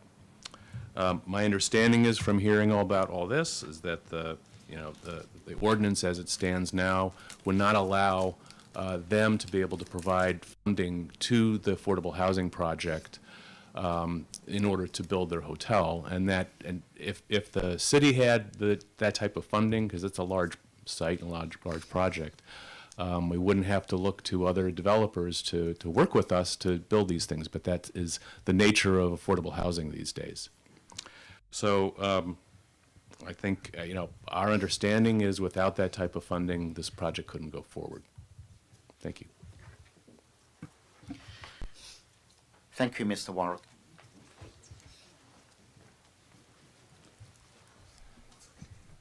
Good evening. Thank you for allowing me to speak. My name is Joe Walsh. I live at 9128 East Mountain Spring Road in Scottsdale, and I am the LAT 33 development representative. As you know, our company owns MacArthur Place Hotel, has recently acquired 870 Broadway, the former truck and auto site, and has also recently acquired the duplex that sits between at 100 East MacArthur. What you're considering tonight is of utmost importance to us, as we just acquired both 870 Broadway and 100 East MacArthur. Our companies had an excellent relationship with the city of Sonoma, from the commissions to the staff, and we've enjoyed it. We've been in town since 2017, when we acquired MacArthur Place Hotel from Suzanne Brigham.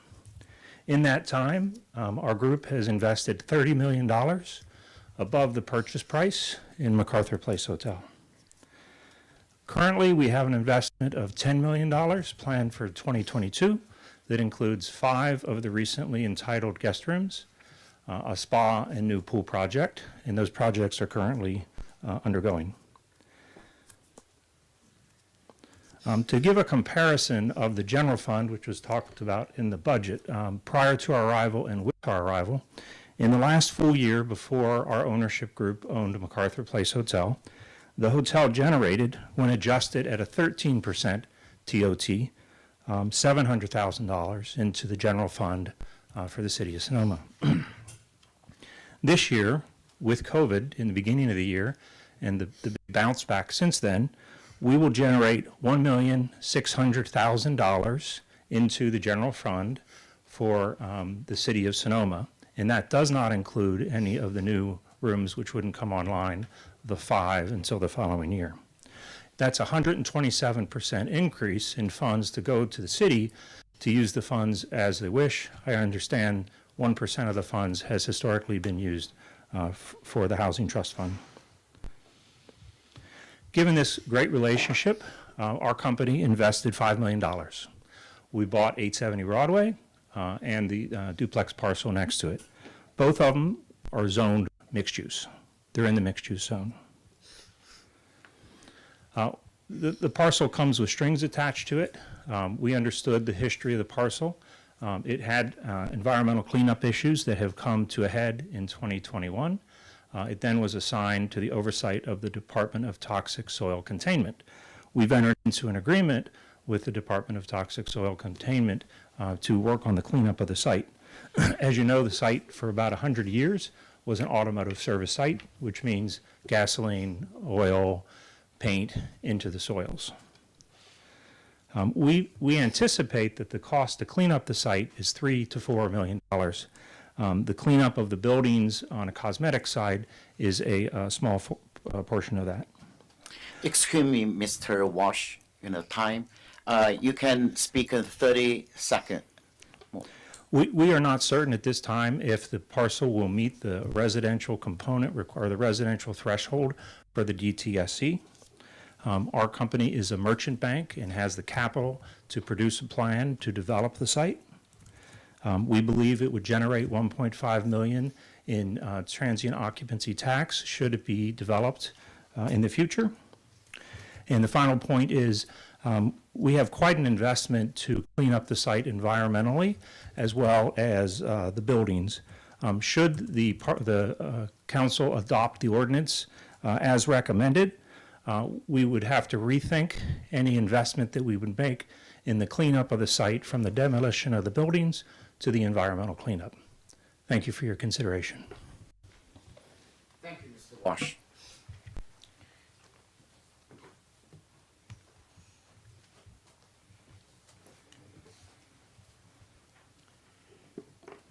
Good evening.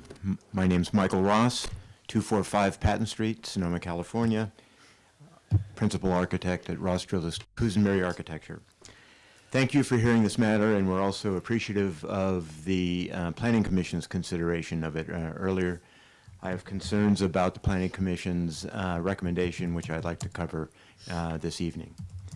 The authenticity and vitality of Sonoma is supported by its diverse and textured land use designations, architecture, and people.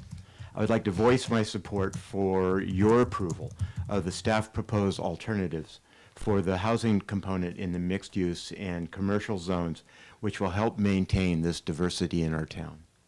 The menu of alternatives proposed by staff will offer a variety of means for the city to address the unique issues that arise within a tightly bound infill city. Continuing to allow variety and diversity of land use types within the mixed use zone is one means to avoid the homogenization of Sonoma into a potential bedroom community. The Planning Commission's proposal changes to the housing component affects a large mixed-use area almost a mile long on both sides of Broadway. It essentially removes mixed from mixed-use zone and mandates all future new construction on mixed-use lots to be 80% residential. There are about 393 mixed-use properties in the city right now, and I doubt that many property owners are even aware of this proposal or this meeting tonight. This is a top-down, retroactive rezoning of the mixed-use area without the consent or vetting by the private property owners. This is not the way to build consensus around housing solutions in Sonoma. Regarding the proposed Planning Commission's fee calculus, imagine discovering construction costs have doubled on your property when the Planning Commission's in lieu fee calculus is applied. A likely unintended consequence of the Planning Commission's in lieu fee approach would be to place a chill on commercial construction on commercial lots over 1/2 acre in size. Please consider the implementation of a more reasonable economic analysis study to establish an in lieu fee that would not stop construction and will allow for the Housing Trust Fund to continue to grow. I am the architect for the Sebastiani Theater restoration and expansion, and what we're talking about this evening has a potentially existential threat to a project there. The Sebastiani Theater is proposing to add approximately 4,800 square feet of new space to its over 1/2 acre commercial property. Building on housing on the site is a near impossibility, and therefore a waiver of the housing component or the payment of a reasonable in lieu fee will be necessary for that project. I would like to raise the importance of this because if the calculus of the Planning Commission's recommendation for the in lieu fee was applied to Sebastiani Theater, it would add between $3.5 and $4.2 million to the overall cost of the project above the construction cost, and these dollars will be coming from donors in our community. Thank you for your consideration of this issue tonight. I appreciate it. Ms. Ross.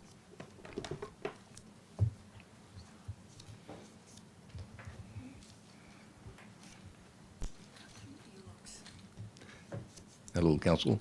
My name is Roger Roten, and 1021 Central, and I'm the Executive Director of the Sebastiani Theater Foundation, and been involved with the theater for over 30 years, and it plays such an integral part in our community, and the plans that we have are necessary, even to comply with all the ADA regulations that we have today, and even just to try to make the theater a more viable place, and we can make it a better place to serve our community. And so it's a difficult task to raise the money that we're going to need to raise, and I am all for affordable housing, and I salute you for your efforts to find a way to make that happen. But I know that this particular thing would be detrimental to our project, and I feel very strongly about that, and I do want to see it go forward. And so I just would like to have you guys take that in consideration as something that you can understand our position and why we would like to have those other variances and other ways to look at this. So anyway, thank you for your time, and that's it. Thank you, Roger.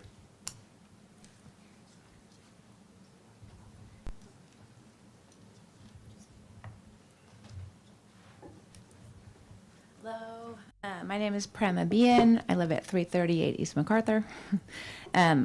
I am a business owner in town and the former president of the Sonoma League for Historic Preservation, as well as a representative for 2 historic properties, one on Broadway, which is where my office is at 725 Broadway, and then the Vallejo Castellana Adobe as well at 143 West Spain Street.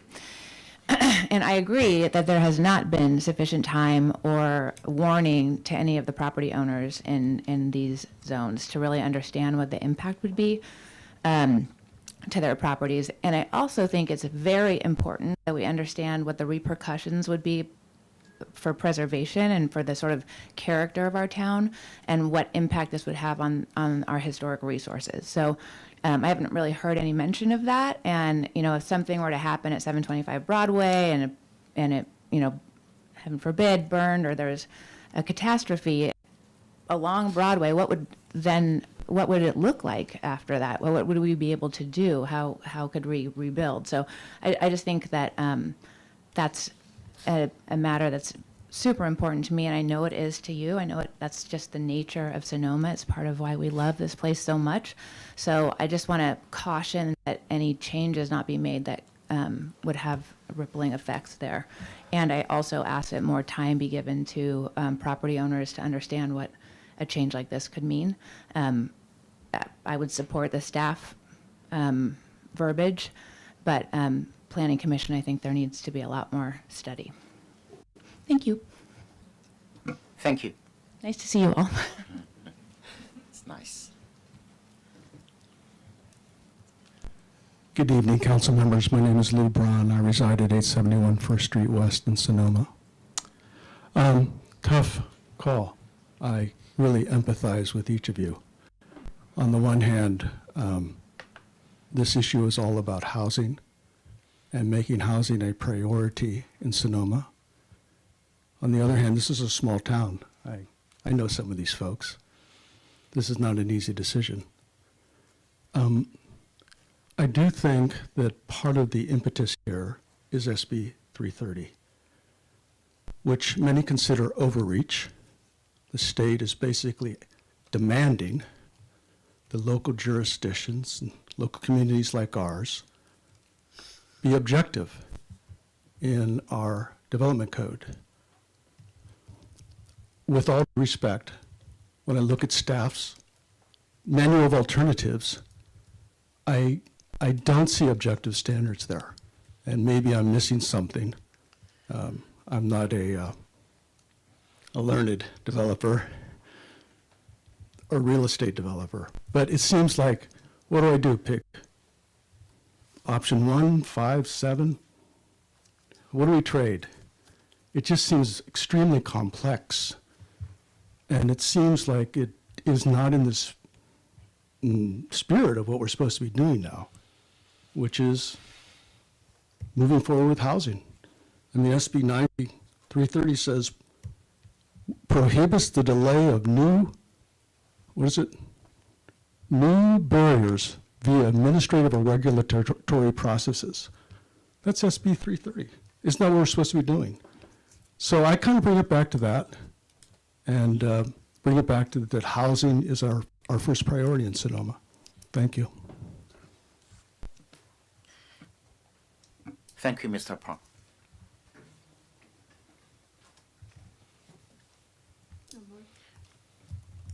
Thank you again, everyone, your public comments.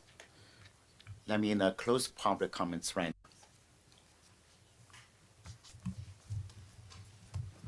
now. Yeah, and anything? No, just making a note that we're closing the public hearing. Yes, yeah, right now we are. Right now we are in the closing public hearing.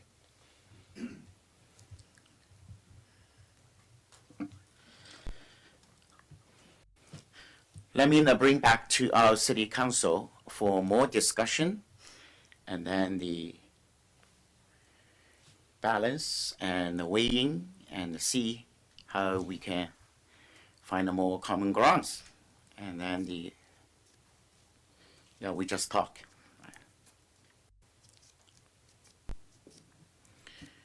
Today, I appreciate it today. We have more business owners, developers, and came out to own the community. I appreciate it. You are very busy, and just like you said, you generate a lot of the income to own the city. That is true.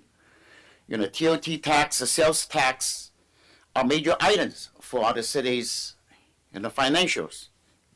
Money is kind of the blood for our city in the running. And then we appreciate it. And also, our town is kind of small town. Our community and concern how we can develop and how we can keep all our residents, workers, teachers, police officers can live here and work here. Also, we need a concern. And this morning, Carol just mentioned on the newspaper saying it's very sad news. Our school enrollment rate continuing to decline. Yes, that is the issue. Housing issue in our city, in the valley, is the number one issues. That is based on all our agree and also based on the survey during the past years. So that we definitely today that we can gather together, find out how we can do it better. Yeah. So we can find a resolution to meet the most of people's requirements. You can generate more income, and also at the same time, we can garner more housing. That is my opening. Yeah, maybe you can tell them more. And yes. Thank you, Mayor Ding, and thank you to everyone who spoke. And what the Planning Commission did was put the emphasis on housing, and I think that's right. I mean, we have a need. How we get there is the issue, and I heard tonight lots of different ways to meet that. I heard it in the report from staff. I heard it from members of the community that, there are many ways to meet this, and we should not close the doors to all of those different ways where we can meet these needs. I don't think one size fits all in just about everything, and I don't think it does in our codes either. I think there's also an assumption that within, I think somebody called it the city center, is where people want to live in the first place. And I would kind of push back on that a little bit. I don't live in the city center. I love walking to the city center, but as far as my family and what I want to do, I'm very happy to live on the furthest west part of Sonoma, and even then, I'm not really on the outskirts, as was stated at some point, because the city's only really 2 square miles. So the outskirts are not very far. It takes me 20 minutes to walk to the plaza. So I think making the assumption that if we took these commercial places and made them housing, that's, it might satisfy it on paper. We might say, yeah, look at how much we did. But is that really the best housing that we could offer to our community? And I question that. And so I don't like to assume that just because we can put something there, that that's the best place for it. When we had the SB 9 conversations, I pushed back strongly on the proposed regulations because I said you were doing everything you could. You were throwing spaghetti against the wall to try to figure out every possible way to discourage people from building those SB 9 units. I'm not in the business of wanting to discourage people from providing housing, whether it's under the SB 9, which I know is not the most perfect thing we've ever seen, but if people want to build them and those are houses, then that's probably something we should help them do. And I feel the same way about this. I feel like there's going to be the reverse is going to happen because people will walk away from projects because they don't really fit what they had designed to do, and then we're left with what? The truck and auto center the way it is now? I don't think anybody likes that. We've heard it over and over again at these council meetings. In fact, they blame us. They say, how come you're not cleaning up this? I think Madeline and I at one meeting said, well, we'll get down there next weekend and see what we can do to help. I mean, it's like out of our hands, and then all of a sudden someone comes along and they're going to clean it up, and I'd like to see that place cleaned up. And I'd like to see that corner, which was always commercial. I taught across the street at Sonoma High School. It was always commercial over there. I'm not saying it's not a good place to also have housing, but if there are alternatives and if there are ways to provide resources for the city to maybe better place housing, then I don't know why that should be taken away from this council. I feel like our options are being limited. Not just the options of the developers, but the options of this council. and the options of the people of Sonoma who have other ideas that might be good ideas. So I don't know, kind of where we go from here is I'm hearing, thank you for the legal assessment. I think that I don't feel comfortable adopting anything tonight because I heard that there may be some legal considerations, certainly with the proposal from the Planning Commission, but also maybe even from the draft regulations that were proposed by staff. So I think that has to take place, and we have to make sure that we're not, running afoul of any legal technicalities. But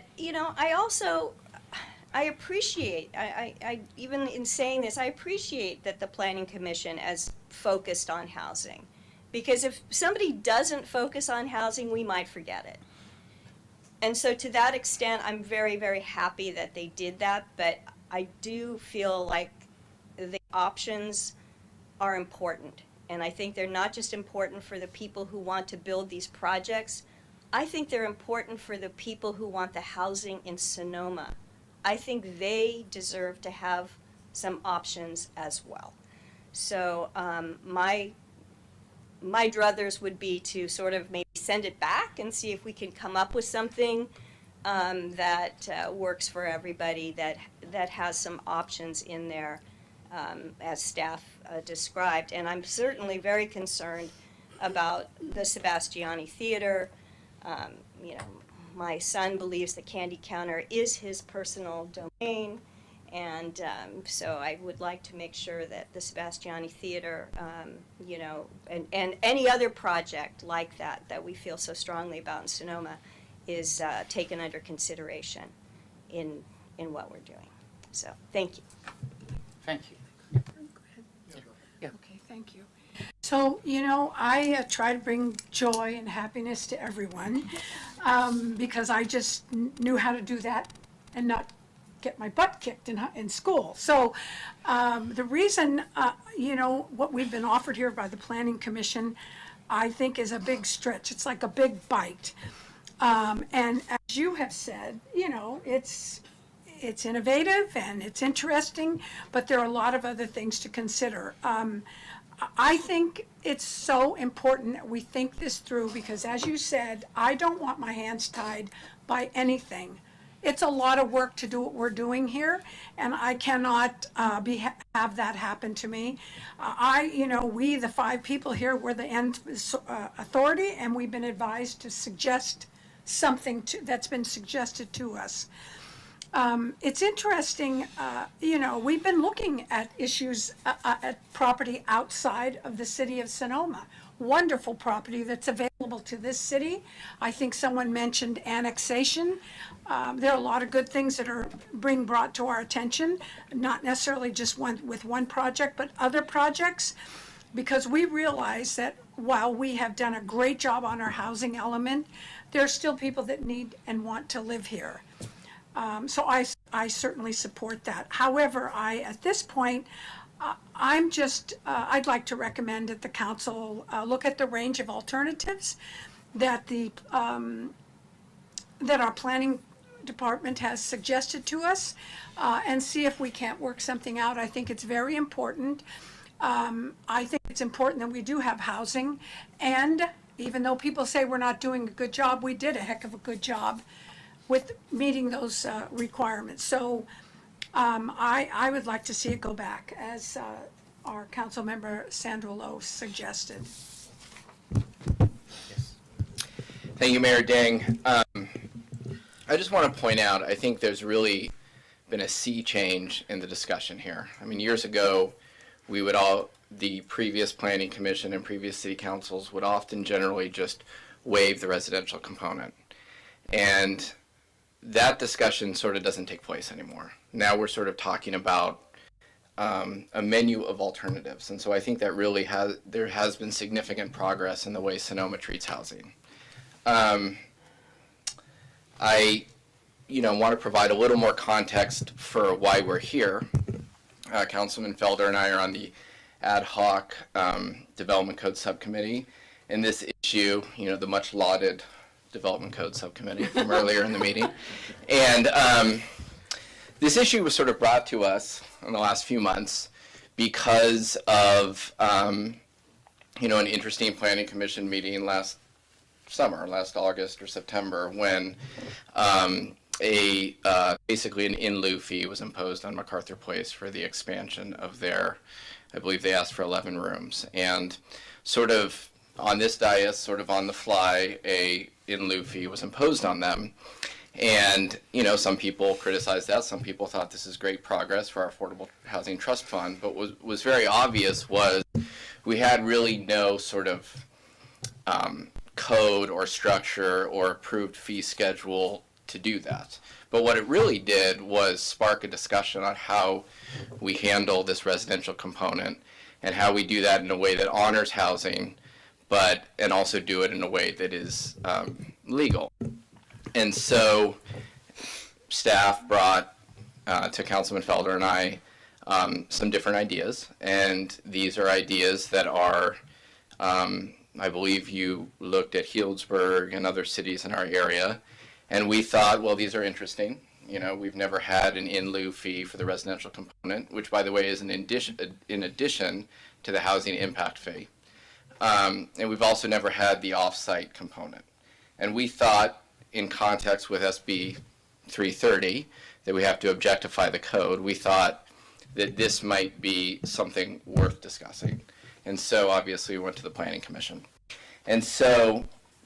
And that's sort of why we're here. And so I think there's obviously a lot of things to consider. I used to be on the Planning Commission, as was Councilman Felder, and I think it's really important that we consider what they have to say, but then we also have to do that in the context now, as, you know, we have different things also to consider on the City Council.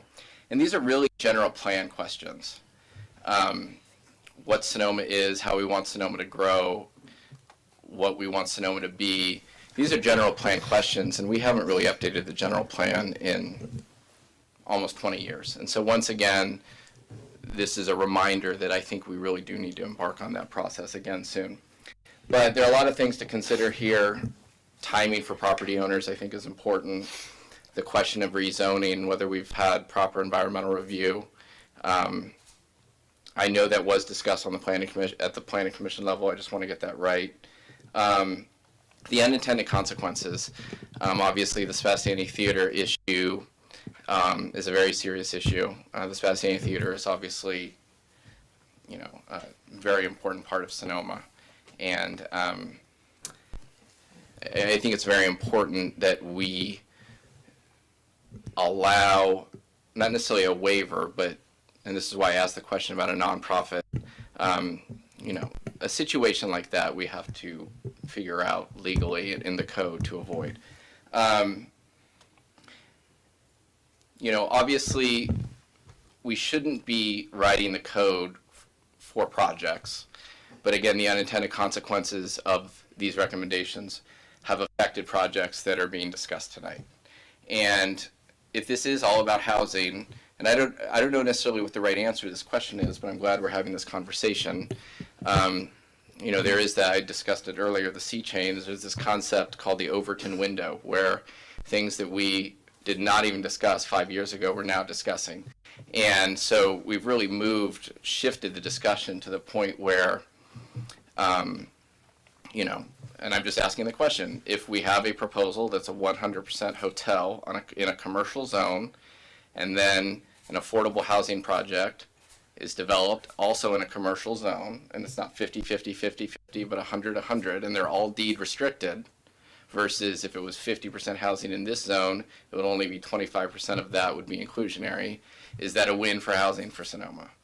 I think some people would say it is. Some people would say it's not. That's not the right type of housing in Sonoma. That's not the way we want Sonoma to grow. I mean, I get both sides on that. In the mixed use zone, you know, something else, and this is sort of a stream of consciousness, so apologies in advance. In the mixed use zone, the Planning Commission has recommended that we don't have an in lieu fee, which I understand the impetus to promote housing, but if there's a way that in lieu fee could promote housing, is that worthy of discussion in the sense that, something the city council has to consider more than the planning commission has to consider is our budget and our economic state. As we learned Budget 101 earlier, I think we're going to have a budget report after this. Healdsburg, for example, and I rarely like to bring up Healdsburg because we're so much better. But I was looking at their sales tax, and they have very similar demographics. They have very, similar population, et cetera. And in 2019, if you'll forgive me, their taxable sales in Healdsburg was 420 million, and ours was 275 million. I'm not saying that's a good or a bad thing, but money allows you to do things. Money allows you to create great affordable housing programs. And Healdsburg in our county is always sort of held up as the one city that has this great affordable housing programs. They buy I believe recently they bought an apartment building and deed restricted everything as affordable housing. And so I'm wondering if there's a way we can sort of thread the needle on this, because we've, in my view, moved very far on housing. And so, in addition, we've received our great housing report earlier. We've protected our neighborhoods from Airbnb, Picasso, but we still have people coming. And so do we need more hotel rooms? That raises the property. If you have an acre of housing, that's obviously very important. But an acre of commercial land, we have limited commercial land, as was discussed earlier. Not only do you have an increase in your property tax base, which we divide between the state and county, but you have that for residential and for commercial, but with commercial you also get an increase in sales tax and you get an increase in TOT. And so would the increase in revenue allow us to make better streets and better parks and more affordable housing programs? These are all very important questions. These are very important general plan questions. So ultimately, there are a lot of things to consider here. I just want to make sure we get this right. And I think the Planning Commission wants to get this right. And I also want to, as a former planning commissioner, want to adopt what the Planning Commission recommends.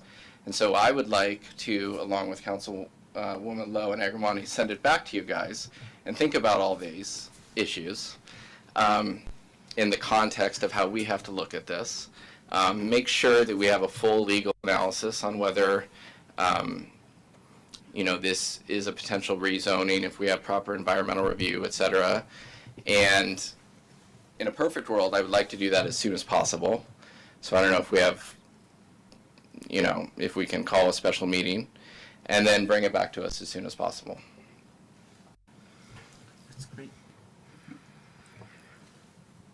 This is an extremely difficult topic to take on, and I've thought long and hard on this whole concept. All of the years that I spent on the Planning Commission, I look back and I think that the way that we were able to get through most of the things and be successful was to look at a project when it came before us, and if they were going for a discretionary use permit, that it was important for the Planning Commission to have some of that discretion available, to write a development code that restricts without any options uses in the commercial or the mixed-use zone, to me is a mistake, because you lose that ability to react to an individual project, to react to an individual developer, to do something that is going to benefit the city as a whole in a far better way than just a simple set of rules.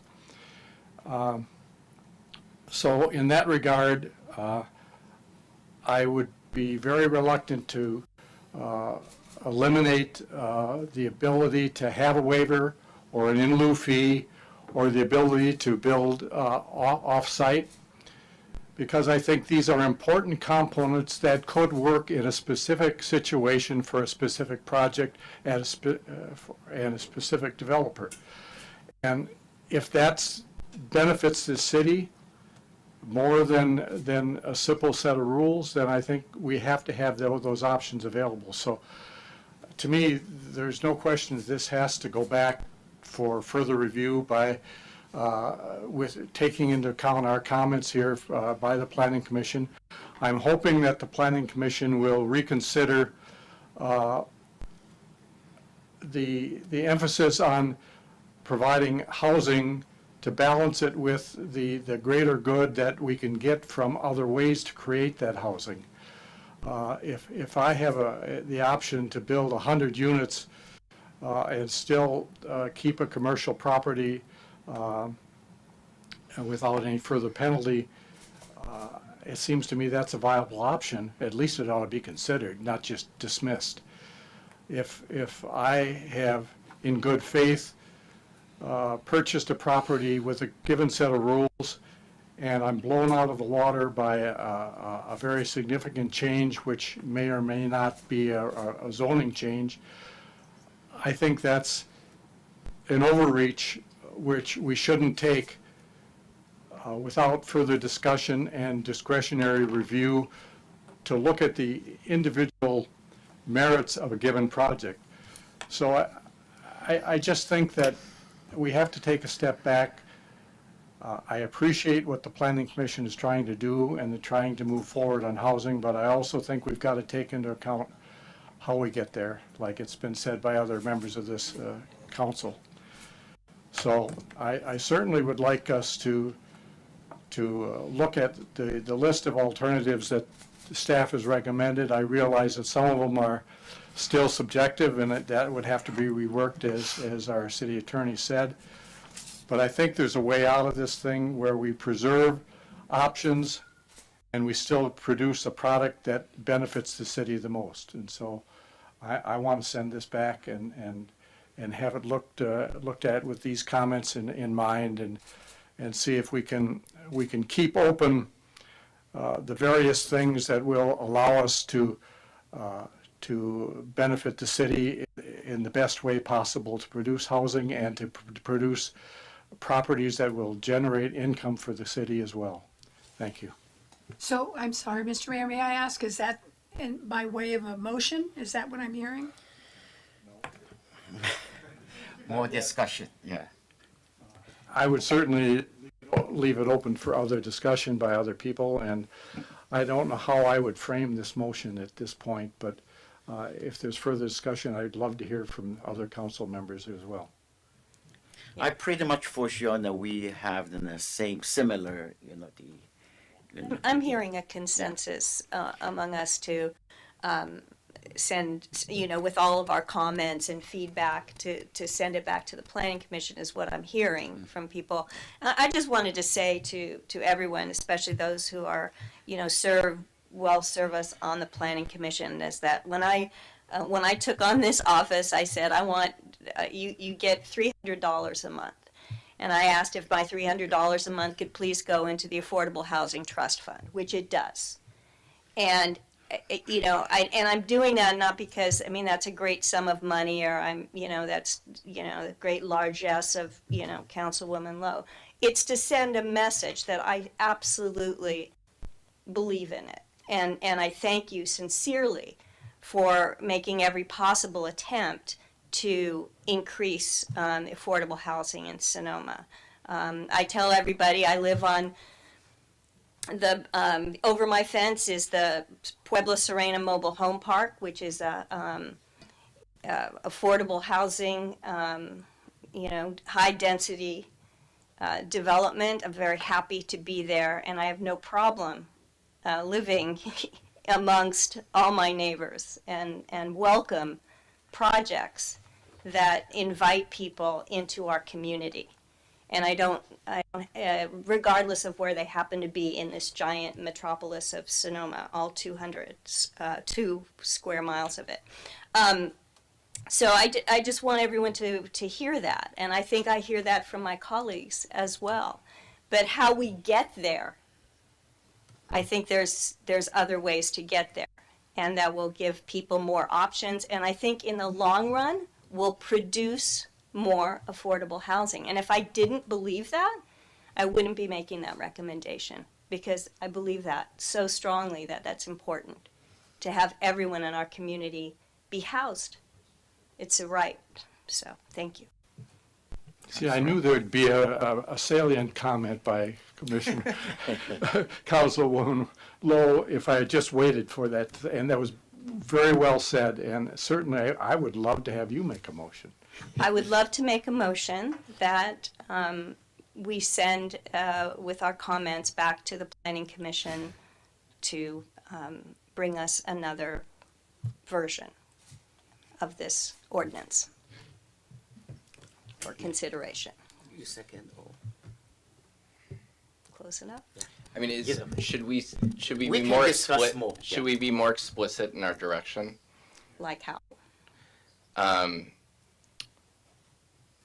I mean, are there certain like things we want them to look at? Are there certain alternatives that we want them to look I at just and said not based look on at? our discussion, Okay. I think, which had a lot of alternatives. Yeah. Mentioned, you know, and the staff. Okay.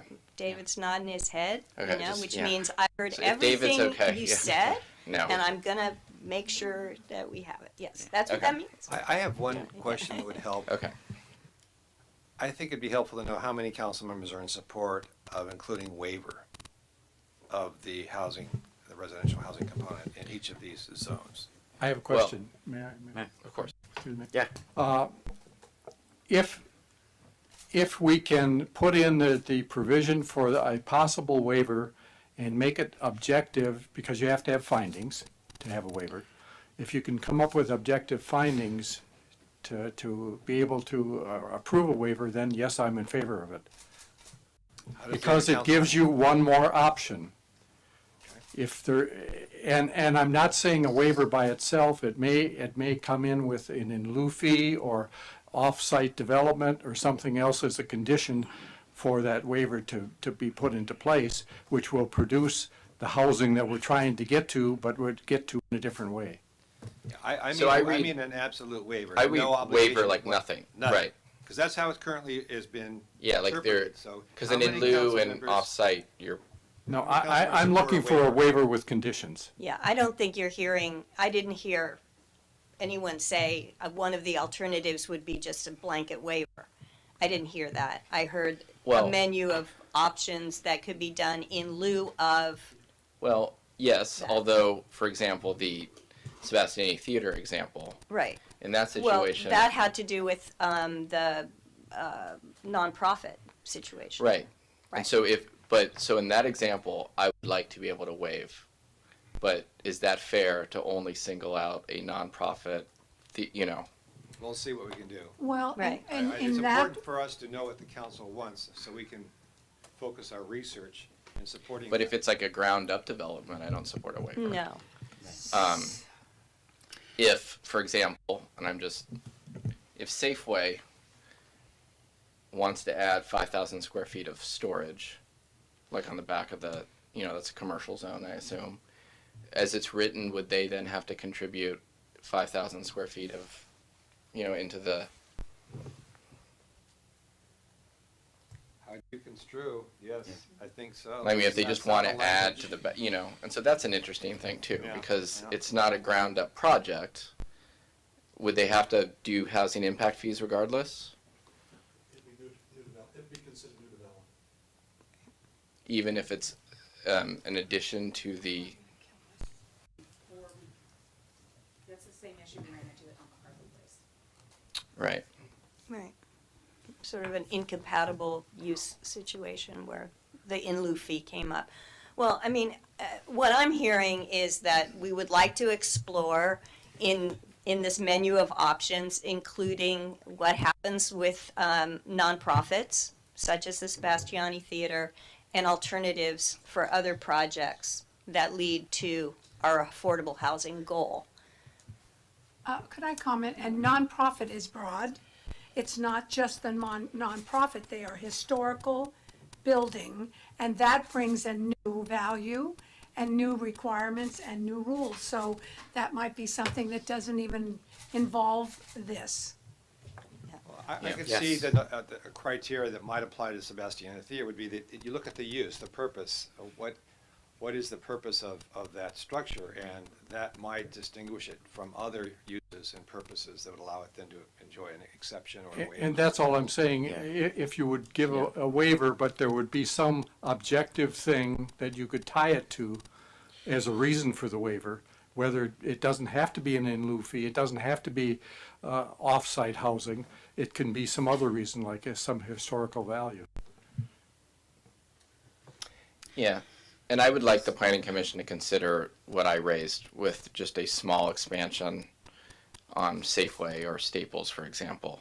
If they're just expanding the footprint of their store for the similar use, would that also require a residential component in lieu fee? Could I also ask this question, because this may determine whether we need to engage in significant CEQA analysis. Is there a majority of council members that are interested in imposing a greater than 50% component rule? Right now, it's been 50%. I don't think so. Commissioner, Yeah, come we with just talk 80%. about exemption. You know, we just talk about exemption. Certain the situation, just like with the value, those kind of value, maybe it's invisible value. It's a historical value. That is our town's most, the valuable than the assets. But it's difficult for us to measure it. So that is very tricky. Maybe you need to do more homework for us. How to So is there a way that I can call case for by the- case, yeah, just. Can I call for the question? Well, it hasn't been seconded, although, but I hope that I hope the motion is broad enough to include all of the things that were just mentioned. I'll take that as friendly amendments, and I think your questions are on point, but I don't think we're going to be able to solve them all tonight. I mean, but I think that the direction that we're giving and the questions that you have should also be asked of the Planning Commission and see what they can do. And now Mr. Storr is there. He likes to, every time I make a motion, he And they're likes to always come good, up and Sandra. They're always just good. say how great that motion was and tell us more I told you it was good. It about was really how good good, it yeah. was. Okay, so It's very good.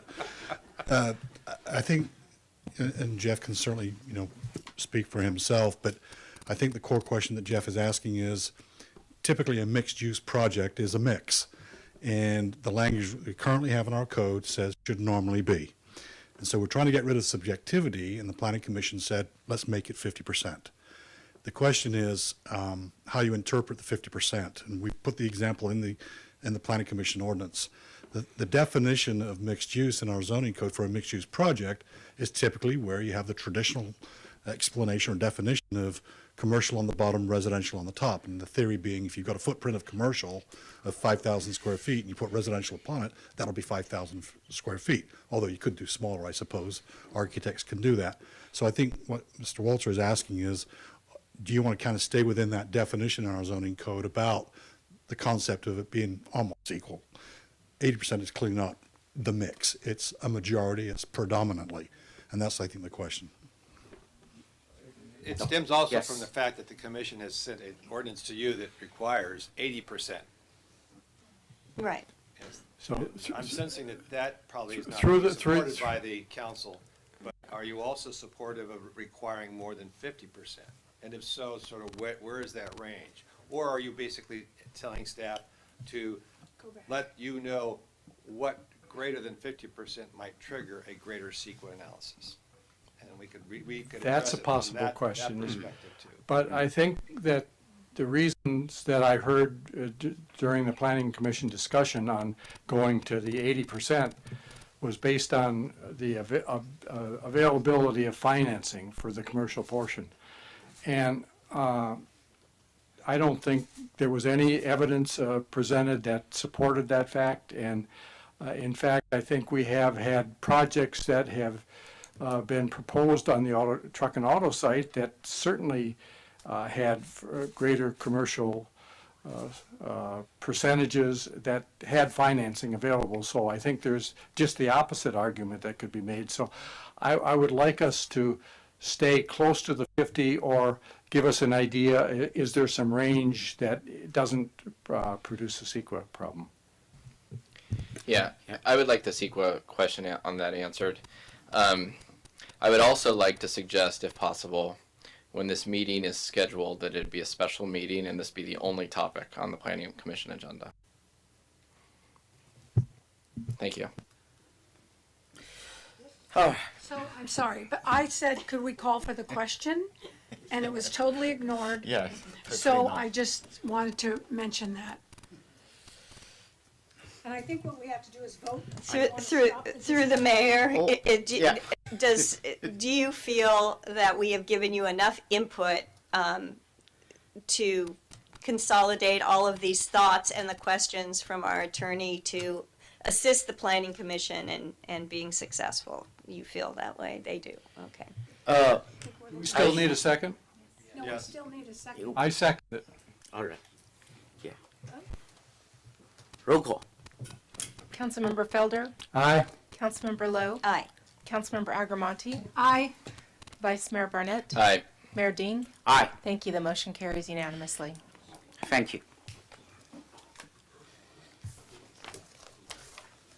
Let's move to next agenda item. That is the regular agenda item 6. 6.1 update on fiscal year 2021-22 budget. Oh yeah, sure.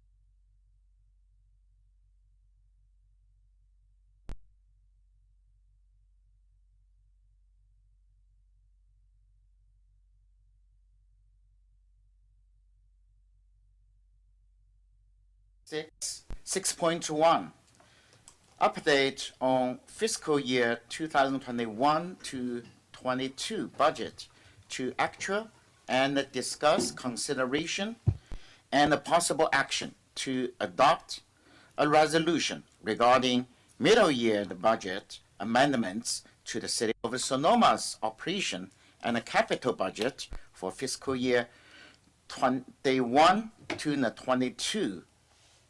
Sue, yeah, your turn. Yeah. Good evening, Mayor Ding and City Council members. I was going to do like a really in-depth report on this, and I think, you know what, I'm just going to like skip through it and kind of talk about, in 1920, we had a steep drop in revenues, and so we had to rebalance the budget, and we ended up using about $550,000 of reserves. And then in 2021, again, we had the forecast was we were going to be about $2 million in the hole, and ended up it's about 1.2 or 1.1, and we used that of reserves.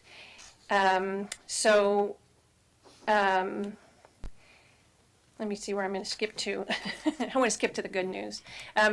So when we started the 21-22 budget process, we were still, really unsure of where revenues were going to be, how the pandemic was going to affect revenues for the next fiscal year. There was some good news during budget. We had the vaccine. Hotels were starting to open up. And people were starting to travel again, but then there was still the unknown of, a future COVID-19 variant, which we did have, a surge, and then possible fire and smoke-related shutdowns. And so that was all considered when we were preparing the budget. So the revenue forecast for fiscal year 21-22 was very conservative. And for TOT and sales tax, we had budgeted a very conservative revenue. And the total budget for fiscal year 21-22 forecasted a use of $1.5 million of reserves.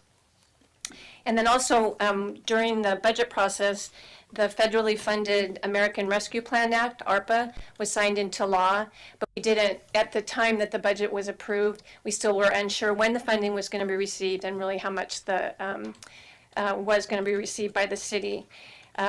So when we discussed the budget, we said that we would be probably receiving about $2.6 million, but we were not going to include it in the budget because we weren't sure about when the funding was coming. But we did discuss that when and if the funding was received, that the revenue would be used to offset expenses such that the use of reserves during the previous 2 fiscal years would be restored. And so we did receive $1.3 million in July of 2021. And so our budget amendments include that $1.3 million in revenue. We'll receive the other half in July of next year, so it'll be included in next year's fiscal year budget. So there are restrictions on the use of the revenue. We can't, it can't be used to directly replenish reserves, but the funding can be allocated to offset projects and expenses that are currently budgeted in this fiscal year. So it's kind of a flop. And so it does result in funds going back to reserves, but it's not, we aren't using that funding for reserves. So good news, happily. The first half of fiscal year 21-22 has seen a dramatic increase in both sales tax and TOT, with TOT seeing the most significant growth. And year-end projections for this fiscal year are indicating actual revenues may be approximately $3.7 million more than originally budgeted. And this does include the 1.3 in ARPA funding. However, TOT and sales tax are contributing to the additional increase. And then we're also showing a slight increase for projected expenditures for fiscal year 21-22, and that will total about $367,000. The majority of the increase is due to a $139,000 salary adjustment for a 1-year fire district labor agreement that was approved after the fiscal year 21-22 budget was adopted. And there's also an increase of $186,000 transfer to the Housing Trust Fund that transfer of the Housing Trust Fund increases is a direct offset to the TOT revenue. So the net is zero on that one.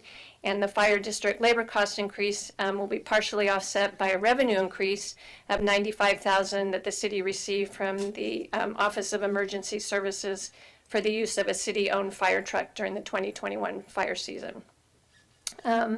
So, some of our bigger revenues, sales tax and Measure V sales tax are both coming in about $300,000 more than budgeted, and that's from our HDL company who forecasts that for us, and they've been really accurate. So, and then also, TOT has seen the most dramatic increase, and for 2021, the actual TOT revenue,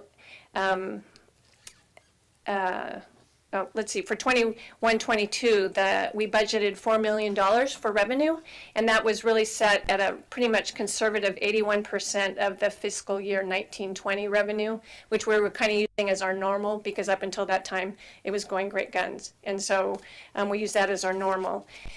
And then when we did our fiscal year 21-22 revenues, we forecast it would be 80% of that normal revenue. But now we're estimating that through January this year, the city has received almost $3.8 million, or 94% of the $4 million budgeted revenue. So we're way ahead of where we had budgeted. And one of the other major revenue sources for the city is ambulance billing. And we had forecast that it was going to be $500,000 less, although we got a different forecast from the fire district. It may be a little bit less, but we have a mid-year adjustment taking that down about $500,000. Business license tax is coming in at 80% of budgeted revenue, but we're not going to make any amendment at this time because just the way the economy seems to be recovering, and we get that business licenses throughout the year, so we may see a uptick in the licenses. And then there's several other minor revenue adjustments that are outlined in Attachment C to the staff report, but Attachment A to the resolution. And we have to do a minor change on the resolution because I said it was Attachment C to the resolution, but people are going to ask what happened to A and B.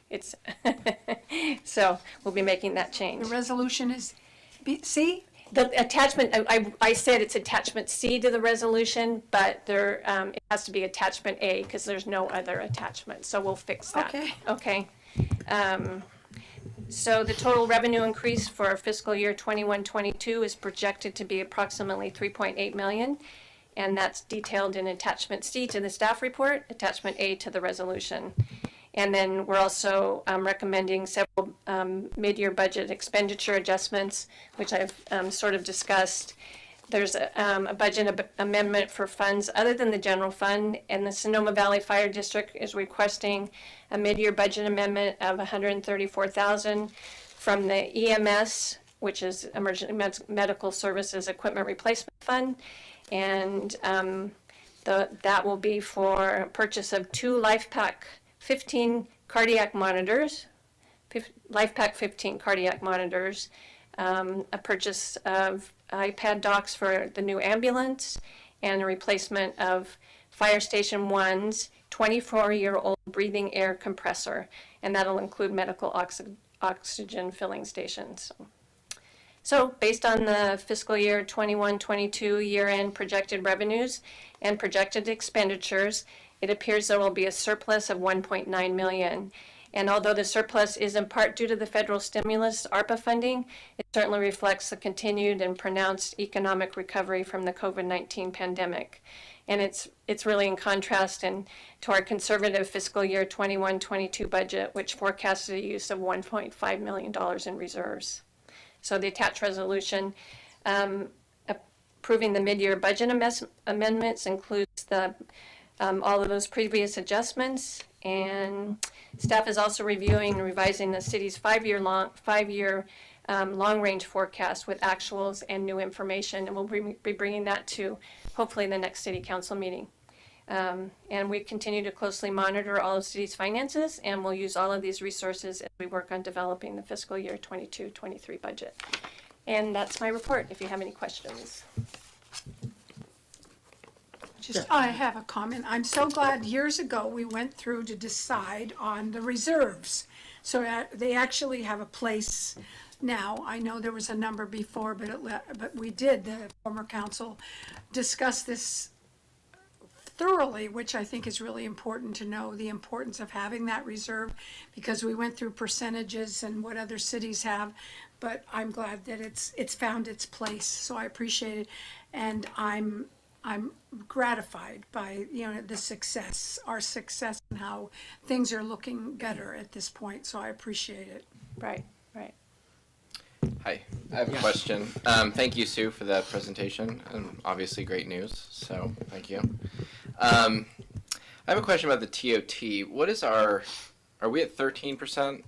So when it says that your projections for this fiscal year is 6.1 million? Right, so that includes the TID? Yes. No, not the TID. The TID is put into another fund. It includes the 1% TOT transfer. So the total includes what we would, the total TOT, and then there's a expenditure transfer out of 1% of that revenue to the Housing Trust Fund. Yeah, so that's my question. So the 6.1 million, it's 1% of that, or I thought it was so the No, question is, are we at 13%? Yeah, it's 14%, isn't it? Because 14 14. now. I thought it was 13 plus 2. Total was a 14, 14. 1% to the full TI. It's 14? Yeah, Yeah, 14. with So it's 1% going to the Housing So Trust.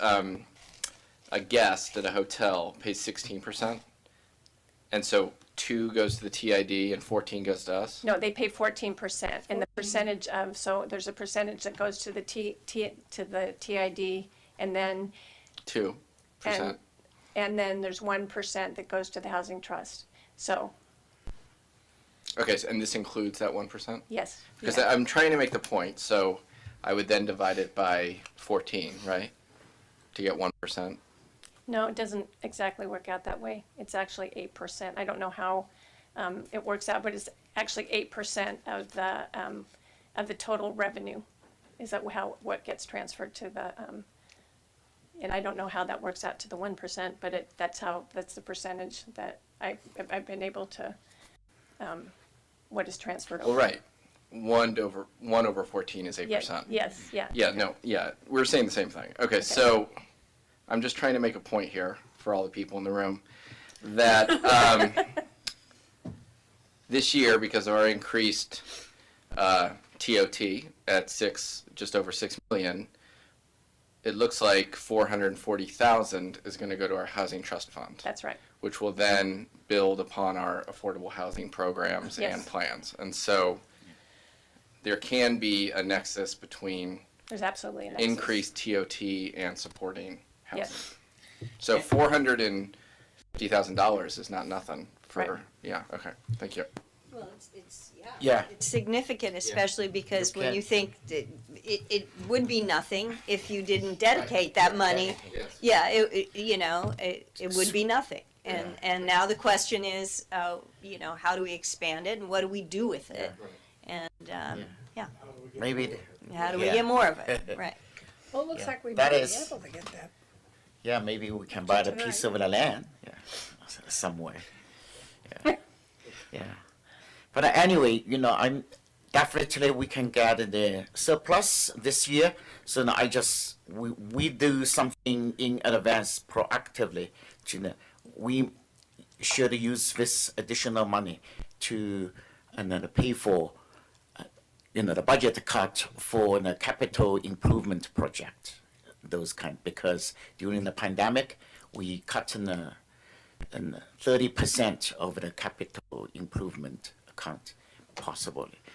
Maybe we can have a priority list and then using this money. How to backfill? Yes. Well, and I would say that for the fiscal, for the next ARPA funding, for this fiscal year, I mean, you had discussed at the last when we did the budget hearing last year that, I mean, we've used reserves. So we Yeah. used 550 in 1920, and then we used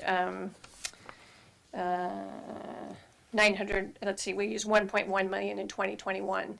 So in a sense, we kind of want to use the ARPA funding for expenditures this year to replace that, some of that lost funding from the reserves. So, but we can do that by using it for expenses this year, and then we'll have the surplus, which will just go back into reserves. So, but for next year, we have the 1.3 million coming, and we haven't done the forecast, and we don't really know, where we're going to end up. But, that will be something to think about for that 1.3 million. And many cities are grappling with this. How they're going to spend that ARPA funding. So, that's something that we'll have to think about. That's great. Yeah, if we receive money, yeah, we know how to handle it, to be compliant and use a lot of the places we needed to spend. Yeah, I don't have any additional, question. How about you guys? Okay. So are you saying we're going to have enough money to replace the garbage cans in the plaza this year? I try to bring that up at every meeting. Or stop Yeah. signs, Stops. benches, Yeah. community service officers on the trail. I mean, Yes, just I have wasn't coffee trying with to- me. I can tell you all the Yeah, things sure. that people Yes, want. yes. I want to Park. suggest on the Park. public Yeah, public and That's what the you're gonna restroom. know. Yeah, also needed to fix. Yeah. Plaza. Right, what is it, just ask us, we'll let you know. Yeah. Right. But honestly, we make light of it, but really, we do hear a lot of requests from people in Sonoma, and and through the budget process, I would imagine that there's going to be an opportunity to share some of these, and I would say 99% of the things are budget items. Some of them are one-time expenditures, and some of them are ongoing expenditures, and some of them do have, like the park, on MacArthur and Fifth, would have maybe Measure M funds to start, but then there's the maintenance piece of it, right, which is an ongoing thing. So, but I hope that there's an opportunity to just kind of share some of these things that we hear, because boy, we hear them a lot. Right. You know? And you want to think about this as one-time funding, so you kind of want to use them for one-time projects. Yeah. So that, Two stop signs on Napa Street at Fifth Street East. Yeah. Well, yeah, and Sandra, thank you, because I belong to Sonoma Splash, and the reason we're there is to make that pool sustainable. They dug the hole, now we have to make sure it doesn't get filled in like it did many years ago. You must be aware of that. But that's what we're doing. And the most important thing, I believe, the pool committee, oh no, God, bad feelings. But the most important thing we're really involved with is having every child by the 3rd grade swim. So that's something that's important to us as well. But that's what the pool committee is doing, making sure that that pool doesn't get filled in. I'm sorry for bringing back trauma. It was dramatic, I'm telling you. All right, Madam, maybe you can make a motion. We can finish this agenda. I saw this. Has this gone to the public for comment? Oh, public comments. Thank you. Let me now open to public comment. Officer, do you have any comments? No? Okay. Let me close the public comment, and then come back to Sure, thank you, Council. Mr. Mayor. Yeah. I'd like to introduce this resolution, a resolution of the City Council of the City of Sonoma to amend fiscal year 21-22 budget resolution number 46-2021 to accomplish fiscal year 21-22 mid-year budget amendments. I second. Roll call, please. Councilmember Felder, Aye. Councilmember Lowe, Aye. Councilmember Agramonte, Aye. Vice Mayor Barnett, Aye. Mayor Dean. Aye. Thank you. The motion carries unanimously. Agenda number 7, council members' report and the comments. County? You have I one? got one. Okay, good. I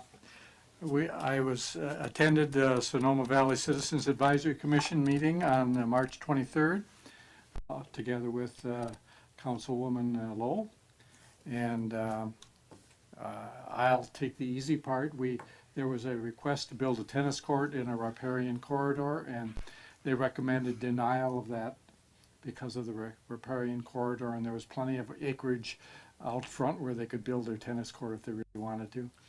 And then the rest of the discussion was on matters relating to the developmental center, and Sandra stepped up very well and spoke on that, and I'll turn it over to her.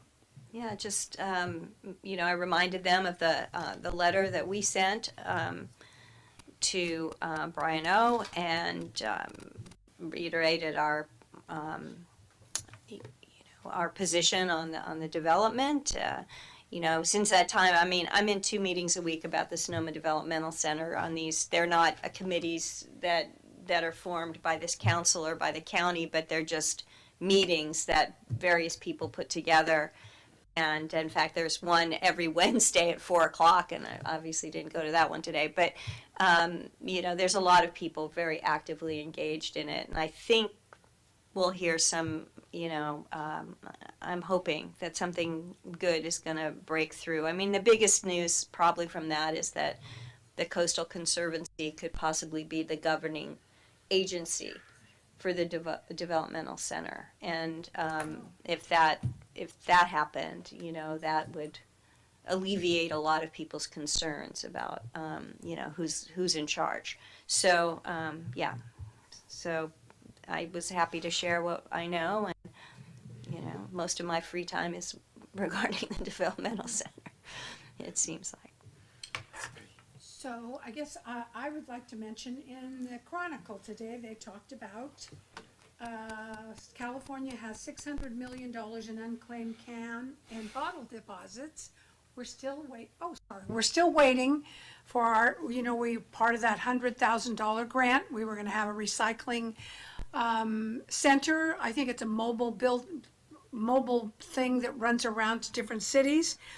I wanted to go look at the opening in Sebastopol. It was at a church, and Zero Waste was opening. Possibly a church here would like to have that facility and be paid to have it there. So now millions more money has been dedicated to this issue.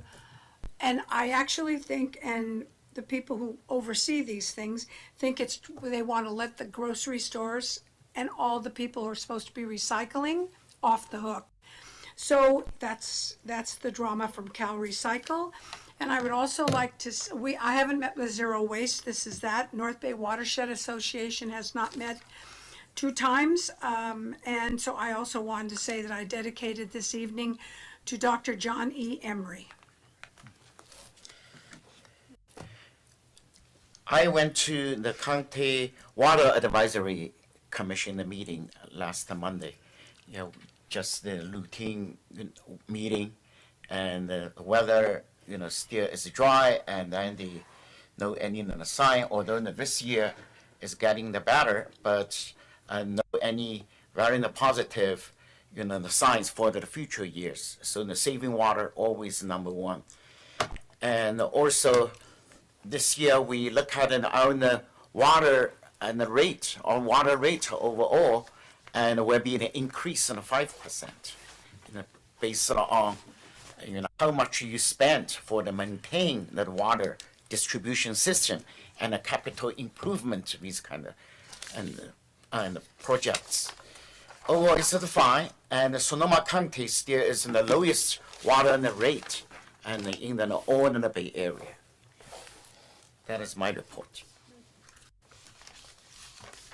If I just might add something from which we approved in the consent calendar, that I was really happy to be able to appoint Vicki Harristy to the Commission on Design Review and Historic Preservation, and just to make a point that obviously the name Harristy is renowned in Sonoma, but Vicki lives right now in Agua Caliente. So, which I call potential Sonoma, the city of Sonoma, and she's a renter there, and that I think is very important to have people who are renters on our commissions, and you know, sort of taking a page from what we talked about earlier. So you know, because it's very difficult. Even, you know, if your family's been here literally for centuries, it's very difficult to find a place to live here, and I think she's going to be an incredible asset to that commission. So, Yes. thank you. That's good. Thank you. All right, yeah, let's move on to agenda number 8, city manager comments and announcements. One announcement, well, actually two. It's actually future agenda items. Oh, yeah. So the 1% transfer to TOT, the resolution actually expires on 6/30 of this year. And so we'll need to bring that back, and, you know, for, like, how long do you want to extend it? You know, do we want to have a component in there if the economy tanks again? You know, do we want to reconsider that? So they did it for a three-year. They did it for 3 years last time when they approved it, and so we would be bringing that back. And I would do it for 3 years, but if you know, you have suggestions, just let me know, and we could bring that back. But we do need to bring that back before June 30. So. And then the other one, I'm just wondering if we want to bring a flag policy. Flag policy, maybe we needed to do more research, yeah. Before that, just hold it, you know, What's any a flag carry out. policy? Well, we've had several requests lately. We had the Ukrainian flag flying. I made the decision, the ultimate decision, that it was okay. I think that it probably needs to be a full council decision before you determine whether you're going to fly one particular flag. And so that was, you know, so then it kind of brought up, like, do we have a flag policy? We don't really have a flag policy. We actually went through this at the beginning of the pandemic as well, because we felt like there might be a lot of requests for the flags to be flown at half-mast for dignitaries, and, you know, so there's the standard federal flag policy, but then there's other flags that may be requested to be flown for diplomats or whatever, and so I felt like we should have a policy. So I don't want to make the decision, you know, like our city manager have to make the decision. I think it should be a full council decision. So. Would this include, like, commemorative style flags, like for Pride Month and things like that? Yeah. Okay. Yes, yeah, that is, you know, usually because the sister city, our city is different from other cities. We have the 7 different sister cities. That is not a normal. So according to the sister cities, you know, they practice, once they have the delegation to visit here, and out in the city and the sister city, they work together, they have some inventory, all the complete 7 sister cities, right? So that is I'm not sure that Hans reserved the 7 sister cities give to you, or the city has an inventory? We don't. Oh, you don't have? We do not. Oh, okay. It's something that we can talk about if we bring the item back, but this is something right now that I've asked our park supervisor, because of this issue, to do an inventory of the flags that we actually have. Sister cities are not the flags we have in inventory. What we have are the flags that typically fly over City Hall, which are not the sister city flags. Yeah. The 7 They're flags. 7 flags, yes. Yes. Okay. So. Yeah, that shouldn't connected with the, you know, sister city nonprofit organization. This is just only the nonprofit organization, is not going to represent the city. You know, yeah, we should have it in a policy. Well, that would, I mean, if we had a flag policy, there might be a time where, you know, with Sister Cities Week or something like that, where we would, you know, I mean, we don't have a policy is what you're saying, and so we have what we have, and yeah. We have the practice, you know, because without the policy, but they already did. For example, previous delegation come to here, they were usually. You know what I would say is this: we didn't have this item for discussion this evening. All right. But I was just Yeah, going to bring in the it back. future. I was, if council's interested, we would bring a policy back for council discussion. Yeah. Yeah. Yeah.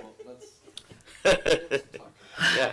So could I ask, in the future, possibly in the next meeting, you could introduce, what's his, Berger, the new Public Works Director? Yes, so exciting. Yes, we will. Yeah. And are we doing future agenda items? Uh-huh. So I assume the council would like to further discuss the stop sign on Fifth Street East in Napa. So however, you Right. heard that, right? Right, and actually, I did talk to the interim Public Works Director, Mm-hmm. and I said that if we had direction from council, because it's going to take an engineering study, and so we would embark on that engineering study for those intersections. And I think it was Fifth Street East and and Napa. And then I heard another intersection, but I have that. Oh, Andrew? 3rd Street West and Spain Street by Vallejo's home. I don't think they wanted a stop sign, or maybe they did. Yeah, see, I did, the only one I really knew about was the one Yeah. that we had the public comment on, and, But we've also heard on the west side on Fifth Street West by Montini, that's kind of been a thoroughfare. We've heard comments about that. So I think just in general, Right. I And- think that's important. Yeah, and I would like to, I guess, have further analysis on the question of, you sent out, I'm forgetting the name of it, but there's like there is a study. a guide or something that we have to follow, like they do Yes. a warrant analysis. Yes. And there's concern that some of these intersections will not qualify for a stop sign, but do we have the ability to, these are our streets, and we can put a stop sign wherever we want, right? Or do we have to follow I'm not asking you now, I'm just saying, like, I would like to. I would certainly, that's something I'll bring up I'm not with asking Pat. you, I'm just Yeah, saying, so we need to that's- know the that- answer to that right, question. so he just Yeah. said if the direction is, then he would, Yeah. and I can talk with him about it further, so. I And just wanted to mention, yeah, I'm sorry. oh, and I just wanted to mention, another council worked on Second and Patton. That took 3 years. So I don't know how many dogs you can kill in that time, but. Please. It's terrible. It's just awful. I mean, that was a bad intersection. And it needs another stop sign on Second Street East. Yeah, but I think the idea is, and I brought this up, I think, one of our first meetings and back then, and we just some traffic calming programs in a lot of our areas. I think, because we're hearing it really all over, and then, of course, the crosswalks, I think we heard at Patton and at Andrex. Yeah. So. Oh, I'm sorry, go ahead. Okay, so I would like to discuss at some point soon, hopefully, and I think, Sue, we had talked perhaps the next meeting, the impacts the neighborhood by Traintown and the lodge are having. We had discussed that at the the Traffic Safety Committee discussed that last summer, and they made recommendations to council. We have yet to hear about that. Obviously, Traintown is an island, an unincorporated island. We can't obviously impose regulations on them, but we could perhaps do other things for that neighbor. We just need to talk about that. So I know the neighborhood's been asking for that. So One obvious suggestion is you can do permit parking or something along the residential streets, if you have to. yeah, Or Yeah, I limit think the- there's limit the- short-term and long-term solutions for that area, so. and then small thing, but we got an email today about water fountains at Olson Park.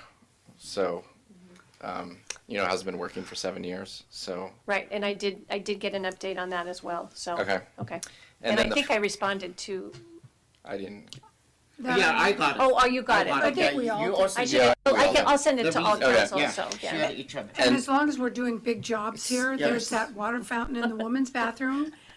The blow dryer for your hands has been broken for 2 years. And I don't know what you have to do, what they have to do to fix it. Just wiping on your pants. I know, right? Yeah. Which bathroom, I'm sorry? The women's bathroom on the plaza, you walk in, first blower on the left, the little knob is hanging out. Yeah, we have the money. Yeah, we can fix. Fix that. And then the final thing I want to talk about, Let's get and this all perhaps on. during the budget process. And you may not know more about this, Councilwoman Lowe, but I've seen in the news recently where there have been demonstrations at the high school over safety at the high school. The teachers have been demonstrating. Now students are demonstrating. This is clearly not our jurisdiction, but to the extent that 2 years ago the council removed the school resource officer, there's been some discussion that, and maybe this is true, maybe it's not, but perhaps there have been issues that have resulted from removing that. And so if the school district's open to restoring that, if we're open to restoring that, I would like to at least talk about that in the budget process. Yes, maybe. But that's we up pay in to, school. that's not just up to us, obviously, but yeah. We pay the 1/3, right? 33%. We did. We did, or No, it was split, a third Yeah, between the third. school district, us, and then the county. but during the past 2 years, did we pay or no? We did, they removed that off. Yeah, they removed off. Yeah. Yes. Well, school was closed for a number of those years. Yeah. And I'd like to apologize for my callousness mentioning about dogs being killed. I apologize. As you know, I have a sense of humor, and sometimes it expands beyond good behavior. So I apologize. All right, I think it's enough for today. And I think we're, Rebecca said we're going to listen to campaign finance and also the appointment process. Yeah. We will be bringing the appointment process, but it will not be at the next meeting. Okay. Because, yeah, we need to, there is a vacancy on the planning commission. I will be putting the press release out tomorrow for the vacancy for the Planning Commission as well as the Citizens Advisory Commission. And when are we going to create the pros? You know, May 1st, the May 1st meeting. Okay. Yeah. How about 200 years anniversary? It's not an anniversary. It's a commemoration. It's a The commemoration. commemoration. Yeah. So very practical. They were not using a celebration on it. Just It's a commemoration, and there is. Yes, that is the. The word, yeah, and they're very specific about that. But as I said, I have staff Commemoration. attending those meetings, so, and once they get to the process, they're Okay. not talking about a celebration, so. Do you think we needed to have a group or ad hoc, or just work with the state park? Because state park, they have a plan to. Yeah, they include us. Do we need to, have our ad hoc committee and work together, or more, maybe? I'm all for supporting that. I don't know. Yeah, later you see, because on the local nonprofit, they are very passionate for this. They also they said that, do you need, if you need the money, so they can contribute to the money, to. Yeah, as I said, I have Lisa Jansen, our event manager, Okay. has been attending all the Yeah. meetings, and they haven't really gotten to the discussion of not a celebration, but how Yeah. we would commemorate, and how Commemorate. the city would be involved in that. Yes. So Or later maybe, and let Jensen contact with the TID group, because TID group, they already prepare they were some at of the funds. meetings. Yeah, they were also at the Okay. meetings. So All right. All right, that is the moving agenda, motion. Do you want to make a motion? Fine. Now, last one is city attorney, Jeff, do you have any? No, I do not. Oh, okay. Thank you for asking. So all right, last agenda, that is adjourned, Good night, everyone.